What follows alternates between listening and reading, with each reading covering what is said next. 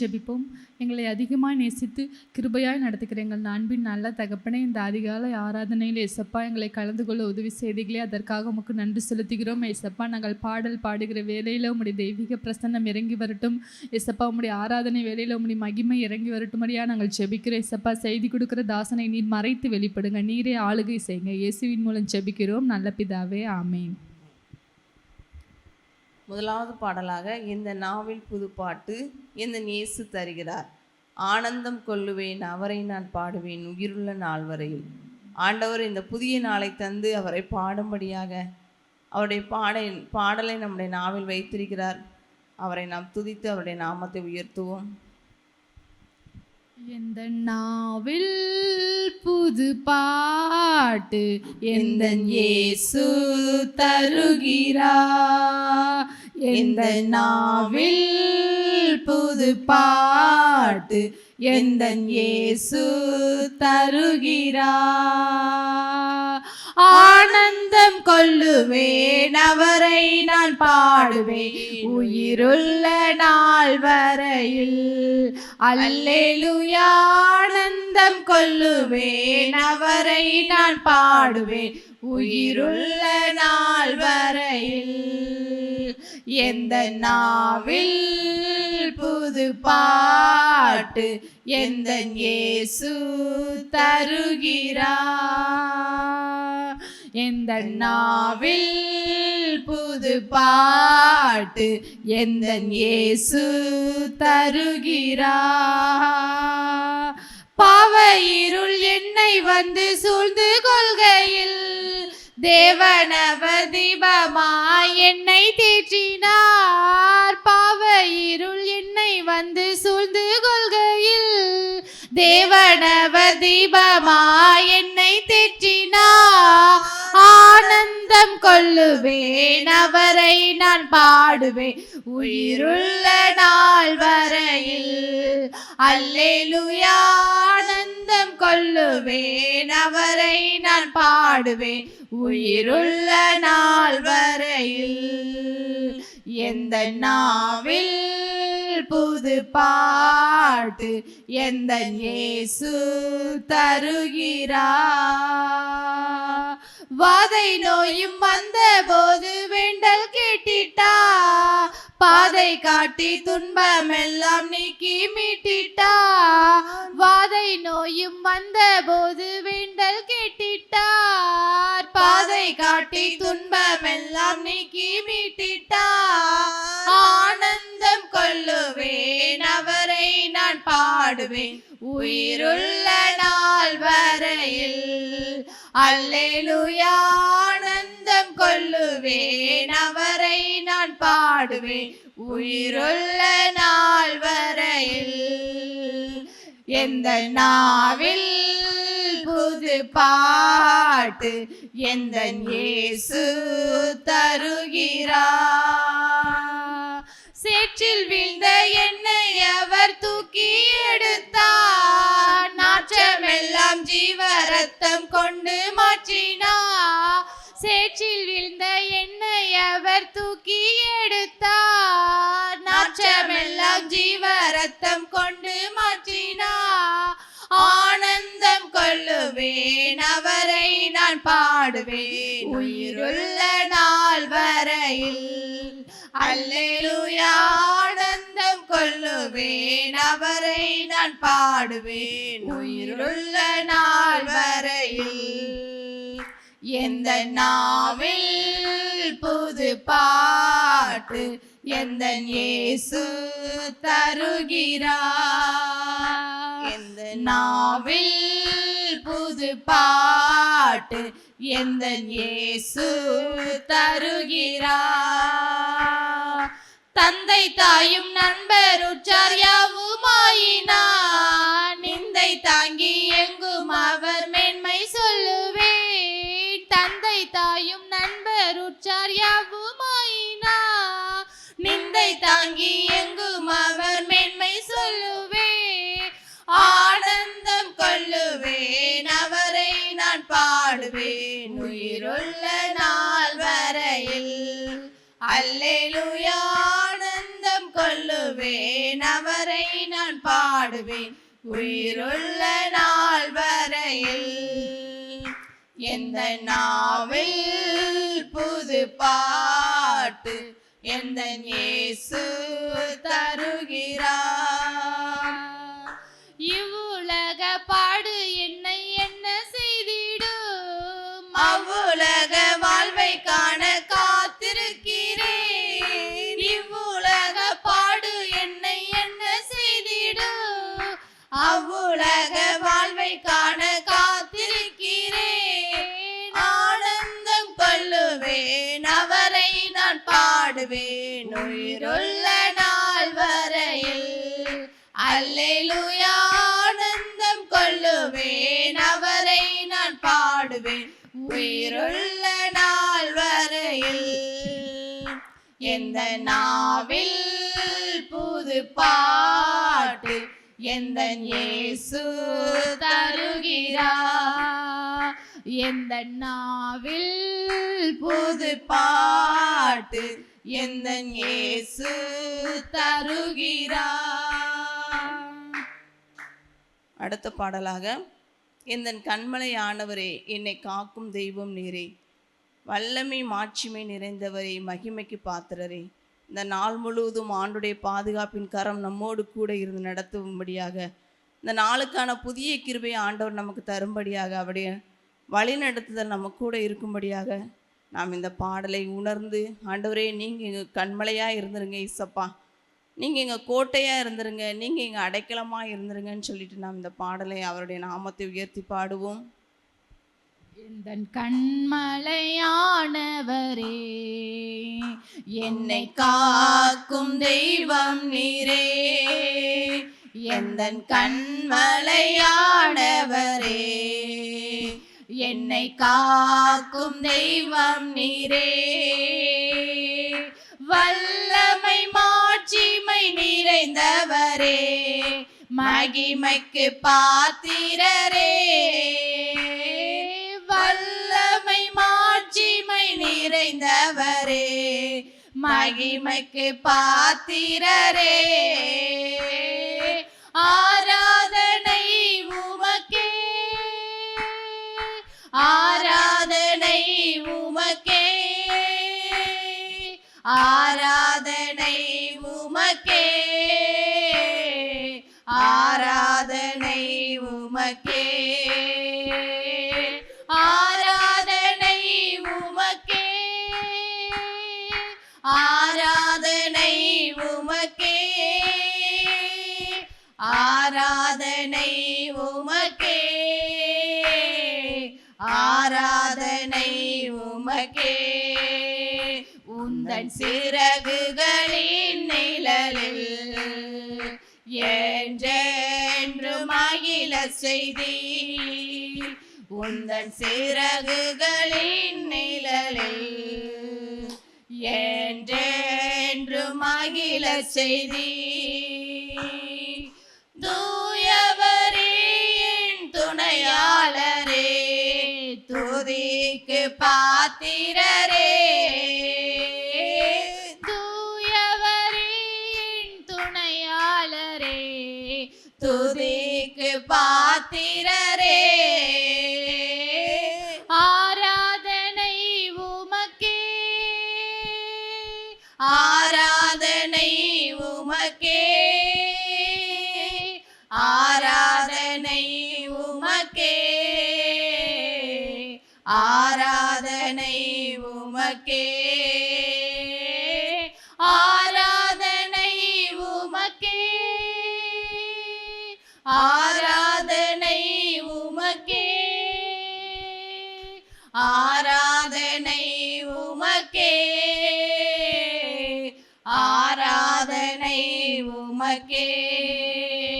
எந்தன் பலவீன நேரங்களில் உம் கிருபை தந்தீரையா, எந்தன் பலவீன நேரங்களில் உம் கிருபை தந்தீரையா,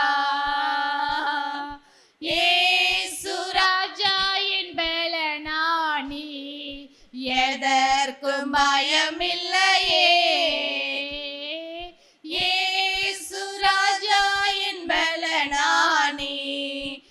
எதற்கும் பயமில்லையே. ஆராதனை உமக்கே, ஆராதனை உமக்கே,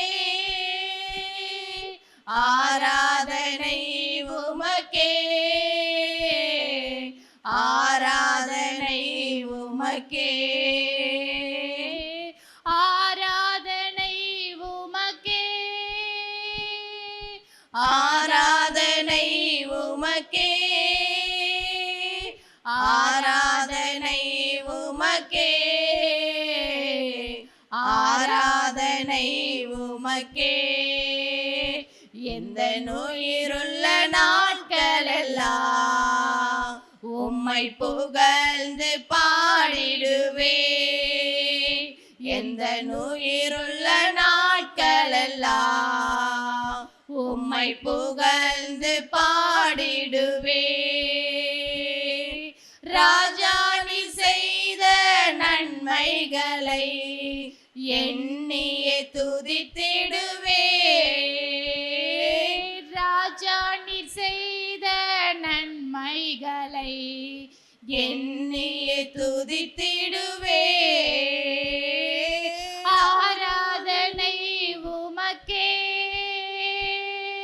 ஆராதனை உமக்கே, ஆராதனை உமக்கே, ஆராதனை உமக்கே, ஆராதனை உமக்கே, ஆராதனை உமக்கே, ஆராதனை உமக்கே, ஆராதனை உமக்கே. எல்லோரும் எழுந்து நின்று நம் ஆண்டோடைய நாமத்தை உயர்த்துவோம். ஆராதனை உமக்கே. ஆராதனைக்கு உரிய அந்த தேவனை, கணத்திற்கு உரிய அந்த தேவனை நாம் உயர்த்துவோமா? அவர் நம்முடைய வாழ்க்கையில் செய்த எல்லா நன்மைகளையும் நினைத்து நாம் அவரை துதிப்போம். ஆண்டவர் நம்மேல் வைத்த கிருபை பெரியது, அவர் நம்மேல் வைத்த இரக்கம் பெரியது. எத்தனையோ ஜனங்கள் இருக்கும்போது ஆண்டவர் நம்மளை தெரிந்து கொண்டிருக்கிறாரே, அவருடைய நாமத்தை நம்முடைய நெற்றிகளில் வைத்திருக்கிறாரே. அவர் தாயின் கருவில் உருவாகும் முன்னே நம்மளை தெரிந்து கொண்டு இம்மட்டு வழிநடத்தி வந்திருக்கிறாரே. இந்த புதிய நாளை காணும்படியான கிருபையை நமக்கு தந்திருக்கிறாரே. அப்பா உமக்கு நன்றி என்று சொல்லுவோமா? அப்பா நன்றி ஆண்டவரே, நன்றி அப்பா, நன்றி ஆண்டவரே. நீர் எங்கள் மேல் வைத்த இரக்கங்கள் பெரியது சுவாமி. நீர் எங்கள் மேல் வைத்த தயவு பெரியதுப்பா. ஆண்டவரே ஸ்தோத்திரம். உடைய தயவுள்ள கரை எங்கள் மேலே இருந்து ஒவ்வொரு நாளும் எங்களை நடத்தி வருகிற தயவுக்காயுமே ஸ்தோத்தரிக்கிறோம் அப்பா. இம்மட்டு உதவினை எபினேசரே மெஞ்சியோடு ஸ்தோத்தரிக்கிறோம் அப்பா. இனிமேல் உதவி செய்ய வல்லமையுள்ள தேவனே ஸ்தோத்தரிக்கிறோம் அப்பா. ஸ்தோத்தரிக்கிறோம், ஸ்தோத்தரிக்கிறோம் அப்பா. கணத்திற்கும் மகிமைக்கும் உரியவரே ஸ்தோத்தரிக்கிறோம் அப்பா. துதிக்கப்படத்தக்கவரே ஸ்தோத்தரிக்கிறோம், ஸ்தோத்தரிக்கிறோம், ஸ்தோத்தரிக்கிறோம் அப்பா. ஆண்டவரே பரலோகத்தில் ஆண்டவரே செல்ல பிள்ளையாய் வீட்டிருக்க வேண்டிய என் தேவன் அப்பா. ஆண்டவரே எனக்காக இந்த பூமிக்கு வந்தீங்களே ஸ்தோத்தரிக்கிறோம் அப்பா. எனக்காக ஆண்டவரே இயேசப்பா ஆண்டவரே பல பாடுகளை நிந்தைகளையும் சுமந்திரே ஸ்தோத்தரிக்கிறோம் அப்பா. ஆண்டவரே மகிமையாய் ஆண்டவரே இயேசப்பா அந்த நிந்தைகள் எல்லாவற்றையும் நீங்கள் சந்தோஷமாக ஏற்றுக்கொண்டீரே ஸ்தோத்தரிக்கிறோம் அப்பா. ஆண்டவரே இன்றைக்கும் நீர் ஜீவிக்கிற தேவனாய், ஆண்டவரே இன்றைக்கும் நீர் ஆண்டவரே உயிரோடு இருக்கிற தேவனாய் இங்கே கூட இருக்கிறீங்களே ஸ்தோத்தரிக்கிறோம் அப்பா. ஹல்லேலூயா, ஹல்லேலூயா, ஹல்லேலூயா, ஹல்லேலூயா. அப்பா உமக்கு நன்றி அப்பா, நன்றி அப்பா, நன்றி அப்பா. யெகோவா சாலோமே ஸ்தோத்தரிக்கிறோம், ஸ்தோத்தரிக்கிறோம் அப்பா. ஆண்டவரே எங்களை நடத்த வல்லமையுள்ள தேவனே துதிக்கிறோம் அப்பா. ஆண்டவரே பராக்கிரமசாலியா எங்க கூட இருக்கிறீங்களே ஸ்தோத்தரிக்கிறோம் அப்பா. ஹல்லேலூயா, ஹல்லேலூயா. உம்மை துதிக்கிறோம் அப்பா, உம்மை மகிமைப்படுத்துகிறோம், உம்மை மகிமைப்படுத்துகிறோம் இயேசப்பா. ஆண்டவரே ஸ்தோத்திரம், ஸ்தோத்திரம், ஸ்தோத்திரம், ஸ்தோத்திரம் அப்பா. ஆண்டவரே பரிசுத்தரே ஸ்தோத்தரிக்கிறோம் அப்பா. ஆண்டவரே பரிசுத்தர், பரிசுத்தர் என்று சொல்லி தேவதூதர்களும் அப்பா ஓயாது துதித்து பாடிக்கொண்டிருந்தாலும் ஆண்டவரே எங்களுடைய துதியிலும் பிரியப்படுகிறவரே ஸ்தோத்தரிக்கிறோம் அப்பா. என் பிள்ளை என்னை துதிக்காதா, என்னை ஆண்டவரே பாடாதா என்று சொல்லி அவளோடு எதிர்பார்த்து காத்திருக்கிறவரே ஸ்தோத்தரிக்கிறோம் அப்பா. ஹல்லேலூயா, ஹல்லேலூயா, ஹல்லேலூயா. அப்பா உமக்கு நன்றி அப்பா, நன்றி அப்பா, நன்றி அப்பா. ஆண்டவரே ஸ்தோத்தரிக்கிறோம். பாவியாக இருக்கும்போது போது எங்களை நேசிச்சிங்களே அப்பா. ஆண்டவரே உமது ஆண்டவரே அன்பை எங்களுக்கு தந்தீங்களே, உமக்கு நன்றி அப்பா. நன்றி சுவாமி, நன்றி ராஜா. ஆண்டவரே உம்முடைய அன்பு மாத்திரம் எங்களுக்கு கிடைக்காதிருந்தா, உம்முடைய கண்களில் எங்களுக்கு ஆண்டவரே தயவு கிடைக்காதிருந்தா அப்பா நாங்கள் எப்படி இருப்போம்னு எங்களுக்கு தெரியாது சுவாமி. ஆண்டவரே நீர் எங்களை தெரிந்து கொண்டீரே, உமக்கு நன்றி அப்பா. எங்களை உமது பிள்ளையா ஏற்றுக்கொண்டீரே, உமக்கு நன்றி அப்பா. நன்றி அப்பா, நன்றி அப்பா. நீர் பெரியவர், நீர் உன்னதர், நீர் உயர்ந்தவர் அப்பா.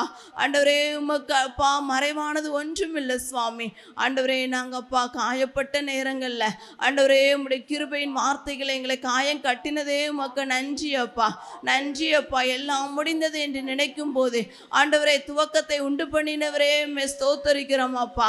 ஹல்லேலூயா. உம்மால் ஆகாத காரியம் ஒன்றுமே இல்லப்பா. நீர் சகலத்தையும் செய்ய வல்லவர் அப்பா. நீர் செய்ய நினைத்தது தடைப்படாது என்று சொல்லி நாங்கள் அறிந்திருக்கிறோமே அப்பா. நன்றி அப்பா. அந்த காலை நேரத்தில் இந்த நாளை நான் எப்படி கடத்த போறனோ, என்ன செய்ய போறனோ என்று சொல்லி அங்கலாய்த்து உட்கார்ந்திருக்கிற உங்களை பார்த்த ஆண்டவர், நீ பயப்படாதே, கலங்காதே, நான் உன்னோடு கூட இருக்கிறேன் என்று சொல்லி ஆண்டவர் வாக்கு பண்ணியிருக்கிறாரே. இந்த வாக்கை நிறைவேற்ற அவர் வல்லமையுள்ள தேவனாய் இருக்கிறாரே. அவரால் கூடாத காரியம் சொல்லிட்டு ஒன்றுமே இல்லையே. எல்லாவற்றையும் அவர் முடிக்க வல்லமையுள்ள தேவனாய் இருக்கிறாரே. அந்த தேவனை நாம் ஸ்தோத்தரிப்போம். ஆண்டவரே ஸ்தோத்திரம் அப்பா. ஸ்தோத்தரிக்கிறோம், ஸ்தோத்தரிக்கிறோம் அப்பா. உம்மை துதிக்கிறோம், உம்மை துதிக்கிறோம், துதிக்கிறோம் அப்பா.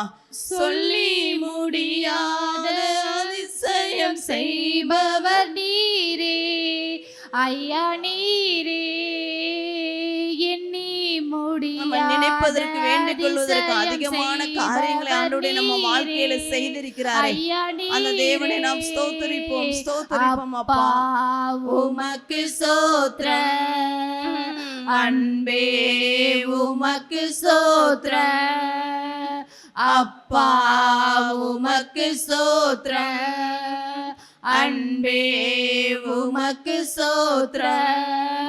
உம்மாலாகாத காரியம் ஒன்றுமில்லை, உம்மாலாகாத காரியம் ஒன்றுமில்லை, உம்மாலாகாத காரியம் ஒன்றுமில்லை. எல்லாமே உம்மாலாகும், அல்லேலூயா. எல்லாமே உம்மாலாகும், ஆகும், எல்லாமாகும், உம்மாலேதான் எல்லாமாகும், ஆகும், எல்லாமாகும், உம்மாலேதான் எல்லாமாகும். ஆமென். இயேசப்பா எல்லாவற்றையும் செய்ய வல்லமையுள்ள தேவனே, இந்த நாளுக்கான புதிய கிருபையினால் நீர் எங்களை நிரப்புங்கப்பா. ஆண்டவரே உம்முடைய புதிய கிருபையினால் நீர் எங்களை நிரப்புங்க சுவாமி. இந்த நாளுக்கான ஆண்டவரே இயேசப்பா பாதுகாப்பை நீர் எங்களுக்கு கட்டளையிடுங்கப்பா. உம்முடைய மகிமையின் பிரசனை எங்களோடு இருக்கட்டும் ஆண்டவரே. ஆண்டவரே அன்று மோசே சொன்னதை போல அப்பா உம்முடைய பிரசனை எங்களுக்கு முன்பாக செல்லாவிட்டால் எங்களை இவ்விடத்திலிருந்து கொண்டு போகாதிரும் என்று சொன்னதை போல ஆண்டவரே உமது பிரசனம் இல்லாட்ட இந்த நாளை ஆண்டவரே நாங்கள் தொடங்க முடியாது சுவாமி. ஆண்டவரே உமது பிரசனத்தினால் நீர் எங்களை நிரப்புவீராகப்பா. ஆண்டவரே இந்த நாளுக்கான ஆண்டவரே கிருபை நீர் எங்களுக்கு தந்தரலுங்க சுவாமி. உம்முடைய தயவுள்ள கரைங்கள் ஒவ்வொருவரு மேலும் வைக்கப்படட்டும் அப்பா. ஆண்டவரே ஆலோசனை கர்த்தராய் நீங்க இருந்துருங்க இயேசப்பா. உமக்கு பிரியமானதை செய்ய நீர் எங்களுக்கு கற்று தந்துருங்க. நீர் எங்கள் கூட இருந்து வழிநடத்த போகிற எல்லா தயவுக்காக உம்மை ஸ்தோத்திரிக்கிறோம். நீர் மகிமைப்படுங்க, பெரிய காரியங்களை செய்யுங்க. இயேசுவின் நாமத்தில் ஜெபிக்கிறோம் நல்ல பிதாவே, ஆமீன். இப்போது கூட தேவன் நம்முடைய வாழ்க்கையில் செய்த எல்லா நன்மைகளை நினைத்து ஆண்டவர் எல்லா அந்த ஆகஸ்ட் 15 மீட்டிங் சரி நம்முடைய ஊழியர்கள் ஒவ்வொருவரையும் தேவன் பாதுகாத்து வழிநடத்தின எல்லா தயவை நினைத்து நாம் அவரை இந்த நேரத்தில் நாம் ஜெபிக்க போகிறோம். ஆவியானவரையும் நன்றியோடு ஸ்தோத்தரிக்கிற ராஜா, உம்மை துதிக்கிறோம், உம்மை ஸ்தோத்தரிக்கிறோம் அப்பா. இந்த நாளில் கூட இந்த கிருபையின் கரம் எங்களோடு கூட இருந்து நடத்தட்டு சுவாமி. நீர் செய்த எல்லா மகத்துவமான காரியங்களுக்காக எமக்கு நன்றி அப்பா. எண்ணி முடியாத அற்புதங்களையும் அதிசயங்களையும் நீர் எங்கள் வாழ்க்கையில் செய்திருக்கீங்களே ஆண்டவரே, எங்கள் ஊழிய பாதையில் செய்திருக்கீங்களே எமக்கு நன்றி ஏசப்பா. இந்த நாளில் கூட இந்த கிருபையின் கரம் எங்கள் ஒவ்வொரு ஊழியர்களோடு இருக்கட்டும் என்று கூட ஜெபிக்கிறோம். பிரயாணப்பட்டு போய்கொண்டிருக்கிற பிள்ளைகளோடு உடைய கிருபை இருக்கட்டும் சுவாமி. இந்த நாளில் செய்ய போகிற எல்லா ஊழியங்களிலும் நீர் கூட இருப்பீராக என்று கூட ஜெபிக்கிறோம் அப்பா. பாதுகாப்பை கட்டளையிட்டுருங்க சுவாமி. எங்கள் ஸ்பான்சர்களை நீங்கள் பாதுகாத்துக்கோங்க ராஜா. எங்களது ஜெபிக்க கேட்டுக்கொண்ட நபர்களுக்கு நீங்கள் அற்புதங்களை செய்வீராக என்று கூட ஜெபிக்கிறோம் அப்பா. இந்த நாளுக்கான தேவைகளை சந்திங்க. கடன் பிரச்சனையில் இருக்கிறவர்களுக்கு என் தேவனாய கர்த்தர் நீர் ஒரு விடுதலையை கட்டளையிடுவீராக என்று கூட ஜெபிக்கிறோம் சுவாமி. தேவைகளை எல்லாவற்றையும் சந்தித்து நடத்திருங்கப்பா.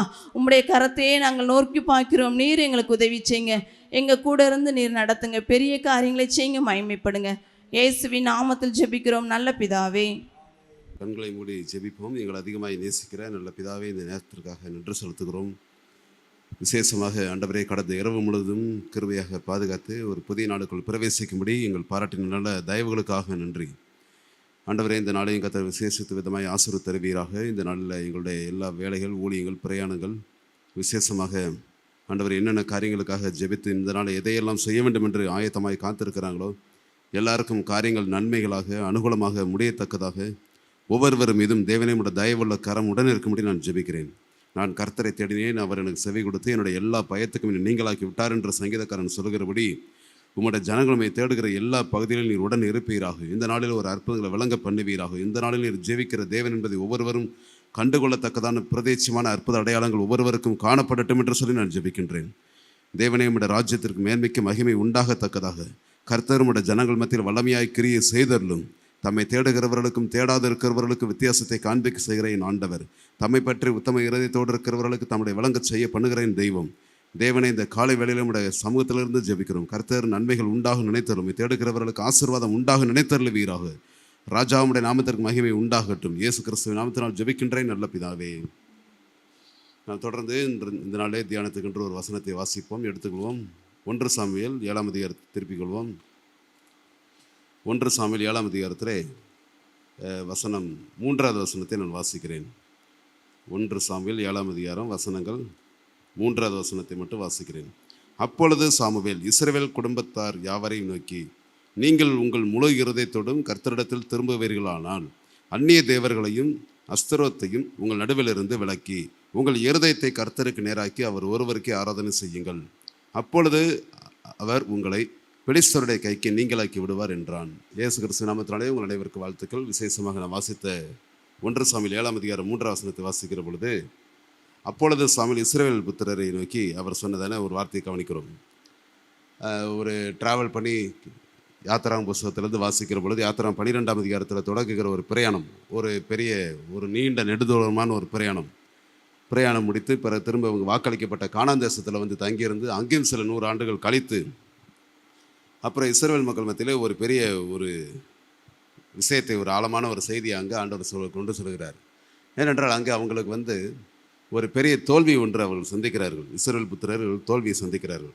அது என்ன தோல்வி என்று பார்ப்பீங்கன்னா, முதலாவது உடன்படிக்கை பெட்டியை இழந்தது. உடன்படிக்கை பெட்டி இழந்தது என்பது அது ஏதோ ஒன்று தொலைச்சிட்டோம், ஏதோ ஒன்று விட்டுட்டோம், ஏதோ ஒன்று நம்முடைய யுத்தத்தில் நம்மகிட்ட இருக்கிற ஒரு பொருளை தூக்கிட்டு போயிட்டாங்க அப்படின்னு கிடையாது. உடன்படிக்கை பெட்டி இழந்தது என்பது தேவனே இழந்தது என்பதற்கு சமமாக இருக்கிறது. ஆமாம், வேற எதுவும் இழந்ததில்லை. அதை புதிய ஏற்பாடில் சொல்ல வேண்டும் என்றால், நீங்கள் அதாவது எபிரேயர் 2ஆம் அதிகாரத்தில் சொல்லும் பொழுது, அல்லாமலும் பயத்தோடும் நடுக்கத்தோடும் இவ்வளவு பெரிதான விலையேற பெற்ற ரட்சிப்பு என்று எழுதுகிறது போல, அப்போஸ்தலனாகிய பவுல் பிலிப்பியர் சபையை சொல்லும் பொழுது, இந்த ரட்சிப்பை குறித்து நீங்கள் கவலையற்று இருப்பீர்கள் ஆனால் அப்படிங்கு எழுதுகிறது போல, ரட்சிப்பு என்பது எவ்வளவு முக்கியத்துவம், எவ்வளவு விசேஷம் வாய்ந்தது என்று புதிய ஏற்பாடில் இருக்கிற கிறிஸ்தவர்களுக்கும் சபைகளுக்கும் உபதேசம் போதிக்கப்பட்டிருக்கிறதோ, அதே போல் பழைய ஏற்பாடில் இருக்கிற இஸ்ரவேல் மக்களுக்கு உடன்படிக்கை பெட்டி என்பது ரொம்ப விசேஷமானது. உடன்படிக்கை பெட்டி இல்லைன்னா அவங்கள பார்க்கவே முடியாது. அவங்களை இஸ்ரவேலரையும் பிரித்து பார்க்க முடியாது. கிறிஸ்தவர்கள் என்றால் ரட்சிப்பையும் கிறிஸ்தவனையும் பிரித்து பார்க்க முடியாது. ஏனென்றால் ரட்சிக்கப்பட்டால் தான் அவன் பேர் கிறிஸ்தவனே. கிறிஸ்தவ பெயரில் இருக்கிறவங்களாம் கிறிஸ்தவ கிடையாது. கிறிஸ்தவ பெயரில் தலைமுறைகளாக இருக்கிறவங்க கிறிஸ்தவங்க கிடையாது.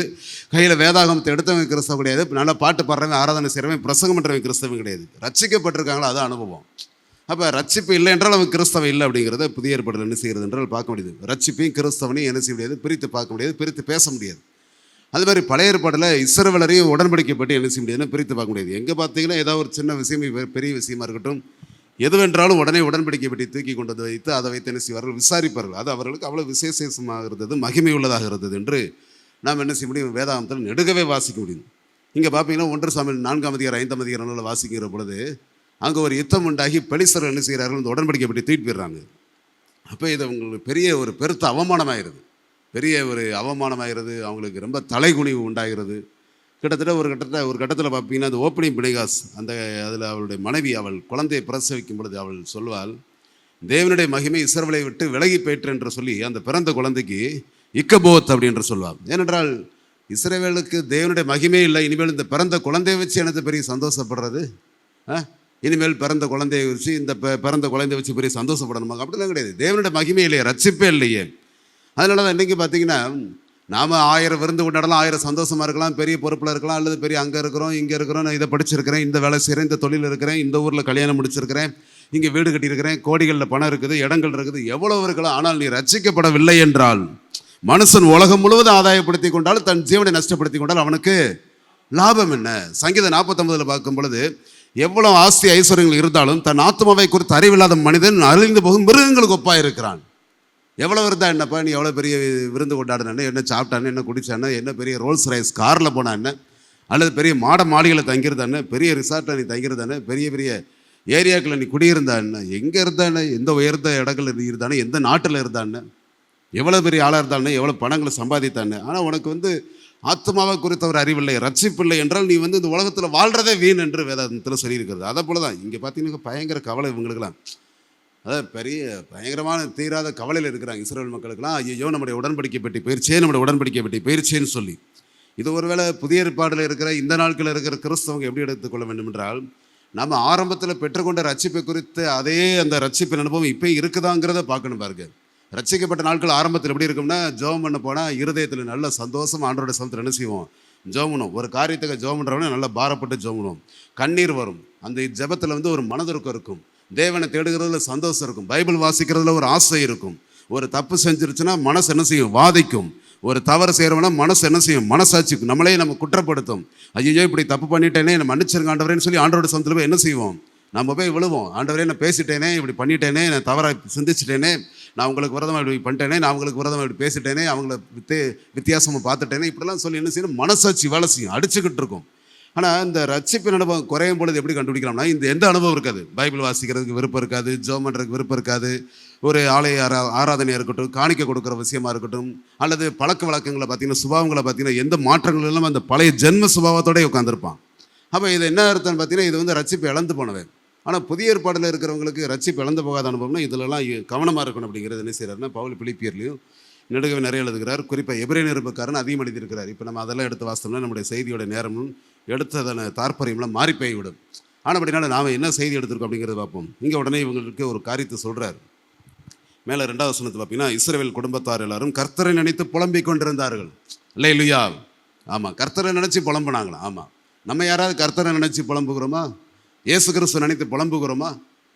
ஐயோ எனக்காக எவ்வளோ பாடுபட்டிருக்கிறார், எவ்வளோ அடி வாங்கியிருக்கிறார், அவருடைய தலைகள் ஆணிகளால் குத்தப்படும் பொழுது எவ்வளோ வேதனை பெற்றிருப்பார், எவ்வளோ துடித்திருப்பார், அவருடைய கைகளை காலில் ஆணிகளால் கடாவப்படும் பொழுது அவருடைய எலும்புகள்லாம் உள்ள உடைச்சிருக்குமே, அவர் எவ்வளோ வேதனைப்பட்டிருப்பார், எவ்வளோ அழுதுருப்பார், எவ்வளோ ரத்தம் வந்திருக்கும், அவருடைய விழாவில் ஈட்டினால் உருவ குத்தும் பொழுது எவ்வளோ வேதனை வந்திருக்கும், சாட்டையினால் அடித்து சதையெல்லாம் கிழிச்சு எரியும் பொழுது எவ்வளோ அழுதுருப்பார், எவ்வளோ வேதனைப்பட்டிருப்பார், இவ்வளோ வேதனையும் மரணத்தை நம்ம ஒவ்வொருவருக்காமல் ருசி பார்த்தாரே அப்படின்னு சொல்லி இயேசுவை நினச்சி யாராவது அழுதுருப்போமா, புலம்பியிருப்போமா? நமக்கு அந்த சிந்தனையெல்லாம் இருக்காது. இது ஒரு சரியான கிறிஸ்தவங்களுக்கு இருக்க வேண்டும். அல்லேலூயா.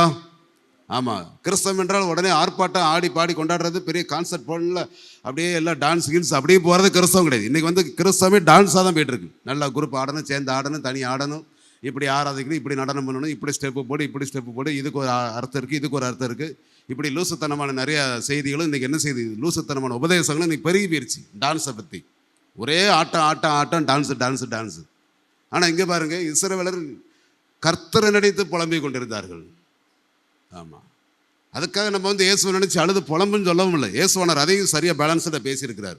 லூக்கா 22 பார்த்தீங்கன்னா, அங்கே கவனிக்கிற பொழுது, எருசலேமின் குமாரத்தில் நீங்கள் எனக்காக அழாமல் உங்களுக்காக உங்கள் பிள்ளைக்கே அழுக. நீ என்ன நினச்சி அழுதுட்டு இருக்கிற? போமா, போய் உன் வேலையை பாருமா, நீ எதுக்கு என்ன நினச்சி அழுதுட்டு இருக்கிற? போய் உன்னை நினச்சி அழுகு. உனக்கே எவ்வளோ விஷயங்கள் இருக்குது, உன் பிள்ளைக்கு எவ்வளோ பிரச்சனை இருக்குது, உன் பிள்ளை எப்படி வளர்ந்து வரான்னு பாரு, உன் பையன் எப்படி வளர்ந்து வரான்னு பாரு. நீ பெரிய ஊருக்கு உபதேசம் பண்ணுறது என்னையை பற்றி நினச்சிக்கிறதெல்லாம் இருக்கட்டும், உன் குடும்பத்தை பாரு. ஏனென்றால் அது வித்தியாசமாக போய்கிட்டு இருக்குது.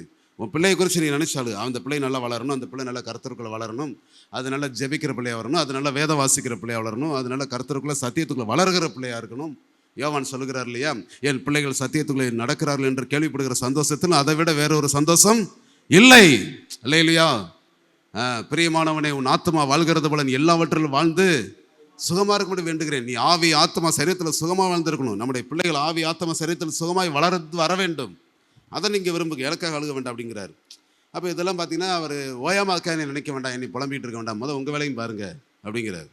சரி, சொல்லிட்டு இங்கே கவனிக்கிறோம். இஸ்ரவேல் குடும்பத்தார் எல்லாரும் கர்த்தரை நினைத்து புலம்பிக் கொண்டிருந்தார்கள். அப்படி புலம்பிக் கொண்டிருக்கிற பொழுது ஒரு தீர்க்கதரிசனமான ஒரு வார்த்தை இங்கே வருகிறது.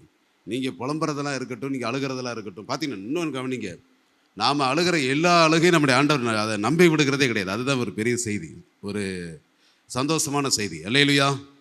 நம்ம விடுகிற எல்லா கண்ணீரையும் பார்த்து அவர் என்ன செய்கிறது கிடையாது, அவர் உடனே இறங்கி வருகிறவர் கிடையாது, அவர் மனதுருகிறவர் கிடையாது. நம்முடைய எல்லா அழுகையை பார்த்து, நம்முடைய எல்லா கண்ணீரை பார்த்து அவர் உடனே டக்குன்னு உடனே இறக்கம் செய்கிற தேவன் நம்முடைய தேவன் கிடையாதுங்கிறதுக்கு இந்த வசனம் ஒரு நல்ல ஒரு அர்த்தம், நல்ல ஒரு ஆதாரமாக இருக்கிறது. எப்படி அப்படின்னு பார்த்தீங்கன்னா, நீங்கள் ரொம்ப ஏன் புலம்பிகிட்டு இருக்கீங்க அப்படின்னு சொல்லி ரொம்ப இது பண்ணாமல் அதை நினச்சி அவர் உடனே இறக்கம் பாராட்டாமல் உங்கள்கிட்ட இருக்கிறத நீங்கள் சரி பண்ணுங்கள். அப்புறமேட்டு நீங்கள் அழுகிறதெல்லாம் இருக்கட்டும், நீ அழுகிறதெல்லாம் ரெண்டாவது இருக்கட்டும், நீ கண்ணீர் விடுறதெல்லாம் ரெண்டாவது இருக்கட்டும், ஒன்னிடத்துல இருக்கிற பகுதி நீ சரி பண்ணு, அப்புறமேட்டு கண்ணீர் விடுறத பற்றி பேசுவோம், யோசிப்போம், அதை பற்றி நான் சிந்திக்கட்டும் அப்படிங்கிறாரு. அப்போ என்ன சரி பண்ணணும் அப்படிங்கிறத பார்த்தீங்கன்னா, இங்கே வசனத்தில் வாசிக்கிறோம், நீங்கள் உங்கள் முழு இருதயத்தோடும் கர்த்தரிடத்தில் திரும்புவீர்களானால். அப்போ பார்த்தீங்கன்னா முழு இருதயத்தோடு அங்கே திரும்பலை, பாதி தான் திரும்பி இருக்கிறாங்க. எரேமியாவில் வாசிக்கிறோம், இந்த யூதா என்கிற அந்த சகோதரி கள்ளத்தனமாய் திரும்பினாலாம். ஆமாம், இஸ்ரவேலை பார்க்கலாம். எப்படி திரும்பி இருக்கிறாங்க? கள்ளத்தனமாய் மனம் திரும்பி இருக்கிறார். சிலருடைய மனம் திரும்புதல் எப்படி தான் இருக்குது, அரைகுறையான மனம் திரும்புதலாக இருக்குது. சிலருக்கு முக்கா மனம் திரும்புதலாக இருக்குது. சிலருக்கு காவாசி மனம் திரும்புதலாக இருக்குது. யாருக்கும் முழு இருதயத்தோட ஒரு மனம் திரும்புதல் இருக்குதா அப்படின்னு பார்த்தீங்கன்னா அது ரொம்ப குறைவு. அதனால தான் முழு இருதயம், முழு மனதோடு, முழு ஆத்மாவோடு, முழு பலத்தோடு பைபிள் திரும்ப திரும்ப சொல்லுகிறது. எரேமியா 29 பார்க்கும் பொழுது, நீங்கள் முழு இருதயத்தோடு என்னை தேடுவீர்களானால் என்னை தேடுகையில் என்ன செய்வீர்கள், கண்டுபிடிப்பீர்கள். அல்லேலூயா. அப்போ இங்கே பார்த்தீங்கன்னா முழு இருதயத்தோடு நீங்கள் என்னை திரும்புவீர்களானால், ஏன்னா உங்கள்கிட்ட ஒரு பாதி சில காரியங்களை பார்த்தீங்கன்னா வேறு நிறைய காரியங்கள் உங்களுக்குள்ள நிறைய உங்கள் பாக்கெட்டில் உள்ளே இருக்குது. உங்கள் பாக்கெட்டில் நிறைய வச்சுருக்கிறீங்க, தேவையில்லாத காரியங்களும் நிறைய இருக்குது. அதெல்லாம் விட்டுட்டு முழு இருதயத்தோடு திரும்புங்க, அப்புறமேட்டு நம்ம பேசுவோம் அப்படின்னு சொல்லி என்ன செய்கிறாருன்னா பேசுகிறார். அப்போ அதுக்கு அடுத்த வசனம் பார்த்தீங்கன்னா, அந்நிய தேவர்களையும் அஸ்தரோத்தையும் உங்கள் நடுவில் இருந்து விலக்கி உங்கள் இருதயங்களை கர்த்தருக்கு நேராக்கி அவர் ஒருவருக்கே ஆராதனை செய்யுங்கள். அப்போ நான் இன்றைக்கி இங்கே செய்தியாக தியானிப்பதற்கு வந்த பகுதி என்ன அப்படின்னு பார்த்தீங்கன்னா, அந்நிய தேவர்களே அஸ்தரோத்தையும் விளக்குங்க. உங்களுக்குள்ள 2 தெய்வங்கள் இருக்கக்கூடாது, உங்களுக்குள்ள 2 வழிபாடு இருக்கக்கூடாது. உடன்படிக்கை பெட்டியை குறித்து ரொம்ப நினச்சி புலம்பிக்கிட்டு இருக்கிற நீங்கள் அதே நேரத்தில் உங்ககிட்ட அந்நிய தேவர்களே அஸ்தரத்தை கூடயே வச்சு புலம்பிக்கிட்டு இருக்கிறீ. எப்படி அப்பா? விபச்சாரத்தை வேசித்தனத்தை வைத்து கொண்டே நீ ஜெபம் பண்ணிக்கிட்டு இருக்கிறீ. அது எப்படி? பொருளாசையும் பண ஆசையும் பதவி ஆசையும் வெறி பிடித்தவர்களாக காணப்பட்டு கொண்டு அதே நேரத்தில் நீ ஆலய ஆராதனையில் பங்கு பெற்றிருந்தால் அதில் எப்படி நான் அதை விரும்ப முடியும்? உன்னிடத்தில் 1000 குறைவுகள், ஆயிரக்கணக்கான டஜன் கணக்கான பிரச்சனைகளையும் கோளாறுகளையும் குறைபாடுகளை வைத்து கொண்டு நீ என்னை தேடி நீ ஆண்டவரே அப்படி இப்படி சொல்லி பேசிக்கிட்டு எப்படி? ஏதாவது ஒரு ட்ராக்கில் வாங்க, ஏதாவது ஒரு வழியில் வாங்க. 2 தேவனுக்கு 2 விதமான பொருளுக்கு 2 விதமான பகுதிகளுக்கு 2 எஜமானங்களுக்கு நீங்கள் என்ன செய்யக்கூடாது? ஊழியம் செய்யக்கூடாது. ஆமாம், 2 பதிலாக இருக்காதீங்க. நீங்கள் இந்த செய்தியை பேசிகிட்டு இருக்கிற பொழுது ஒருவேளை இது நமக்கு கேட்ட ஒரு வசனமாக கேட்ட பகுதியாக இருக்கலாம். இது மாதிரி நம்ம கேட்டிருக்கோம் வச்சுருக்கோம்னு சொல்லி எனக்கு இதில் இருந்து பரிசுத்தாவியானவர் நமக்கு என்ன பேசுகிறார் அப்படின்னு பார்க்கணும். நாம் விலகி இருக்க வேண்டும் என்று சொல்லுகிறார். அல்லேலூயா. பைபிளில் விலகி இருக்கணும் அப்படின்னு சொல்லும் பொழுது ஆதியாகமத்தில் எடுத்துக்கிட்டிங்கன்னா அங்கேருந்து வெளிப்படுத்தின விசேஷம் வரைக்கும் நெடுக 100கணக்கான பகுதிகளில் நம்ம விலகி இருக்கணும்னு சொல்லியிருக்கிறது. இப்போ அதையெல்லாம் அப்படியே நம்ம எடுத்து என்ன செய்ய போகிறோம், பேச போகிறோம்னா நமக்கு ரொம்ப நேரம் ஆகும். ஆனால் நம்ம ஒரு சில பகுதியில் மட்டும் என்ன செய்ய போகிறோம்னா நம்ம தியானிக்க போகிறோம். அப்போஸ்தலனாகிய பவுல் 1 கொரிந்தியர் 5ஆம் அதிகாரத்தில் சொல்லும்பொழுது என்ன சொல்கிறாருன்னா, நாம் இந்த உலகத்தில் இருக்கிற அசுத்தங்கள் ஆசாபாசங்களுக்கு விலகி இருக்கணும் அப்படிங்கிறத பற்றி எழுதும் பொழுது நான் சொல்கிறத நீங்கள் தவற புரிந்து கொள்ளக்கூடாது. நீங்கள் அப்படி விலகி இருக்கணும்னா கிட்டத்தட்ட இந்த உலகத்தோட்டே நீங்கள் போயிடணும். அப்படின்னா நீங்கள் இந்த உலகத்திலே இருக்கக்கூடாது, உயிரோடு இருக்கக்கூடாது, நீங்கள் செத்து தான் போகணும் அப்படிங்கிற அர்த்தத்தில் அவர் என்ன செய்கிறாருன்னு எழுதுகிறார். நான் வாசிக்கிறேன், எடுத்துக்கோங்க. 1 கொரிந்தியர் 5, 9, 10. விபச்சாரக்காரரோடு கலந்திருக்கக்கூடாது என்று நிருபத்தில் உங்களுக்கு எழுதினேனே. அவர் சொல்கிறார், விபச்சார பாவம் செய்கிறவங்களோட கூட நீங்கள் கலந்துருக்கக்கூடாது, அவங்க கூட இருக்காதீங்கன்னு சொல்லி நான் உங்கள்கிட்ட எழுதியிருக்கிறேன்ல. அப்போ அவங்கள விட்டு பிரிஞ்சிருங்க, அவங்கள விட்டு விலகிருங்க, நான் உங்களுக்கு எழுத வருகிறேன்ல. அடுத்து என்ன சொல்கிறாருன்னா இங்கே சொல்லிட்டு, ஆனாலும் இவ்வுலகத்தில் உள்ள விபச்சாரக்காரர், பொருளாசைக்காரர், கொள்ளைக்காரர், விக்கிரக ஆராதனைக்காரர் இவர்களோட எவ்வளவும் கலந்திருக்க கூடாது என்று நான் எழுதவில்லை. ஆமாம், அப்படியானால் நீங்கள் உலகத்தை விட்டு நீங்கி போக வேண்டியதாக இருக்குமே. அப்படின்னா நீங்கள் என்ன செய்யணும், இந்த உலகத்திலே இருக்கக்கூடாது, உயிரோடு இருக்கப்படக்கூடாது. நீங்கள் செத்து போனால் தான் அப்படி யார்கிட்ட என்ன செய்ய முடியாது, கலந்திருக்கக்கூடாது. இந்த உலகத்தில் யாருமே நம்ம ரேஷன் கடைக்கு பொருள் வாங்க போகிறோம், அங்கே எல்லா ஆட்களும் தான் வரோம். நம்ம மளிகை கடைக்கு பொருள் வாங்க போகிறோம், அங்கே எல்லா ஆள் தான் வராங்க. சூப்பர் மார்க்கெட் போகிறோம், அங்கே எல்லா ஆட்களும் தான் வரோம். பஸ் ஸ்டாண்டுக்கு போகிறோம், ரயில்வே ஸ்டேஷன் போகிறோம். நம்ம கூட சுற்றி இருக்கிற எல்லாரும் யாரும் பார்த்தீங்கன்னா எல்லாரும் எல்லா மக்கள் மத்தியில் நம்ம வாழ்ந்துக்கிட்டு இருக்கிறோம். அவங்க பக்கத்தில் நிற்கக்கூடாது, அவங்க பக்கத்துலேயே நம்முடைய வாடகை அடிக்கக்கூடாது, அவங்களுடைய நிழல் நம்ம மேலே படக்கூடாது. இப்படிலாம் நினச்சா நம்ம இந்த உலகத்தில் இருக்க முடியாது. அவர் சொல்லிட்டு என்ன சொல்கிறாருன்னா, இங்கே 11ஆம் வசனத்தில், நான் உங்களுக்கு எழுதுகிறது என்னவென்றால், சகோதரர் என்னப்பட்ட ஒருவன் விபச்சாரக்காரனாவது, பொருளாசைக்காரனாவது, விக்கிரகாராதனைக்காரனாவது, உதாசனாவது, வெறியனாவது, கொள்ளைக்காரனாவது இருந்தால் அவனோட கலந்திருக்கக்கூடாது, அப்படிப்பட்டவனோட கூட புசிக்கவும் கூடாது. இந்த உலகத்தில் நம்ம தவறான ஆட்களோட தொடர்பு வைக்கக்கூடாது, பழகக்கூடாது, அவங்க கூட இருக்கக்கூடாது. அப்படின்னா இந்த உலகத்தில் நம்ம மொத்தத்துக்கு என்ன செய்யணும்? பேரணும். ஆனால் யார் கூட விலகி இருக்கணும் அப்படின்னு சொல்லும் பொழுது, கிறிஸ்தவன் என்று எண்ணப்படுகிற ஒருத்தர், ரட்சிக்கப்பட்டவர் என்று எண்ணப்படுகிற ஒருத்தர், நாங்கள் ஊழியம் செய்கிறோம் என்று சொல்லக்கூடியவர்கள், இப்படிப்பட்டவர்கள் இந்த விதமான தவறுகள் இருப்பாங்கன்னா அவங்கள விட்டு என்ன செய்யுங்க? பிரிஞ்சிருக்கு அப்படின்னு சொல்லி எழுதுகிறார். சரி, சொல்லிட்டு இப்போ புதிய ஏற்பாடில் இருக்கிறவங்களுக்கு இது மாதிரி விலகி இருங்க அப்படின்னு சொல்லி என்ன பகுதியில் பேசுகிறார், அதைத்தான் இன்றைக்கி நம்ம என்ன செய்ய போகிறோம்? செய்தியை தியானிக்க இருக்கிறோம். விலகி இருங்கன்னு சொல்லி பழைய ஏற்பாடில் சொல்லும் பொழுது அந்நிய தேவர்களுக்கு விலகி இருக்கு, அஸ்தரோத்துக்கு விலகி இருக்குன்னு சொல்லியிருக்கிறது. புதிய ஏற்பாடில் இருக்கிற கிறிஸ்தவர்களுக்கு எந்த பகுதியில் விலகி இருக்குது அப்படின்னு சொல்லியிருக்கிறத அப்படி பைபிளை பார்ப்போம் அப்படின்னு எடுத்துக்கிட்டிங்கன்னா, அப்போஸ்தலர் நடவடிக்கைகள் 15ஆம் அதிகாரம் எடுத்துக்கிறோம். அதில் 28வது வசனத்தை நான் வாசிக்கிறேன்.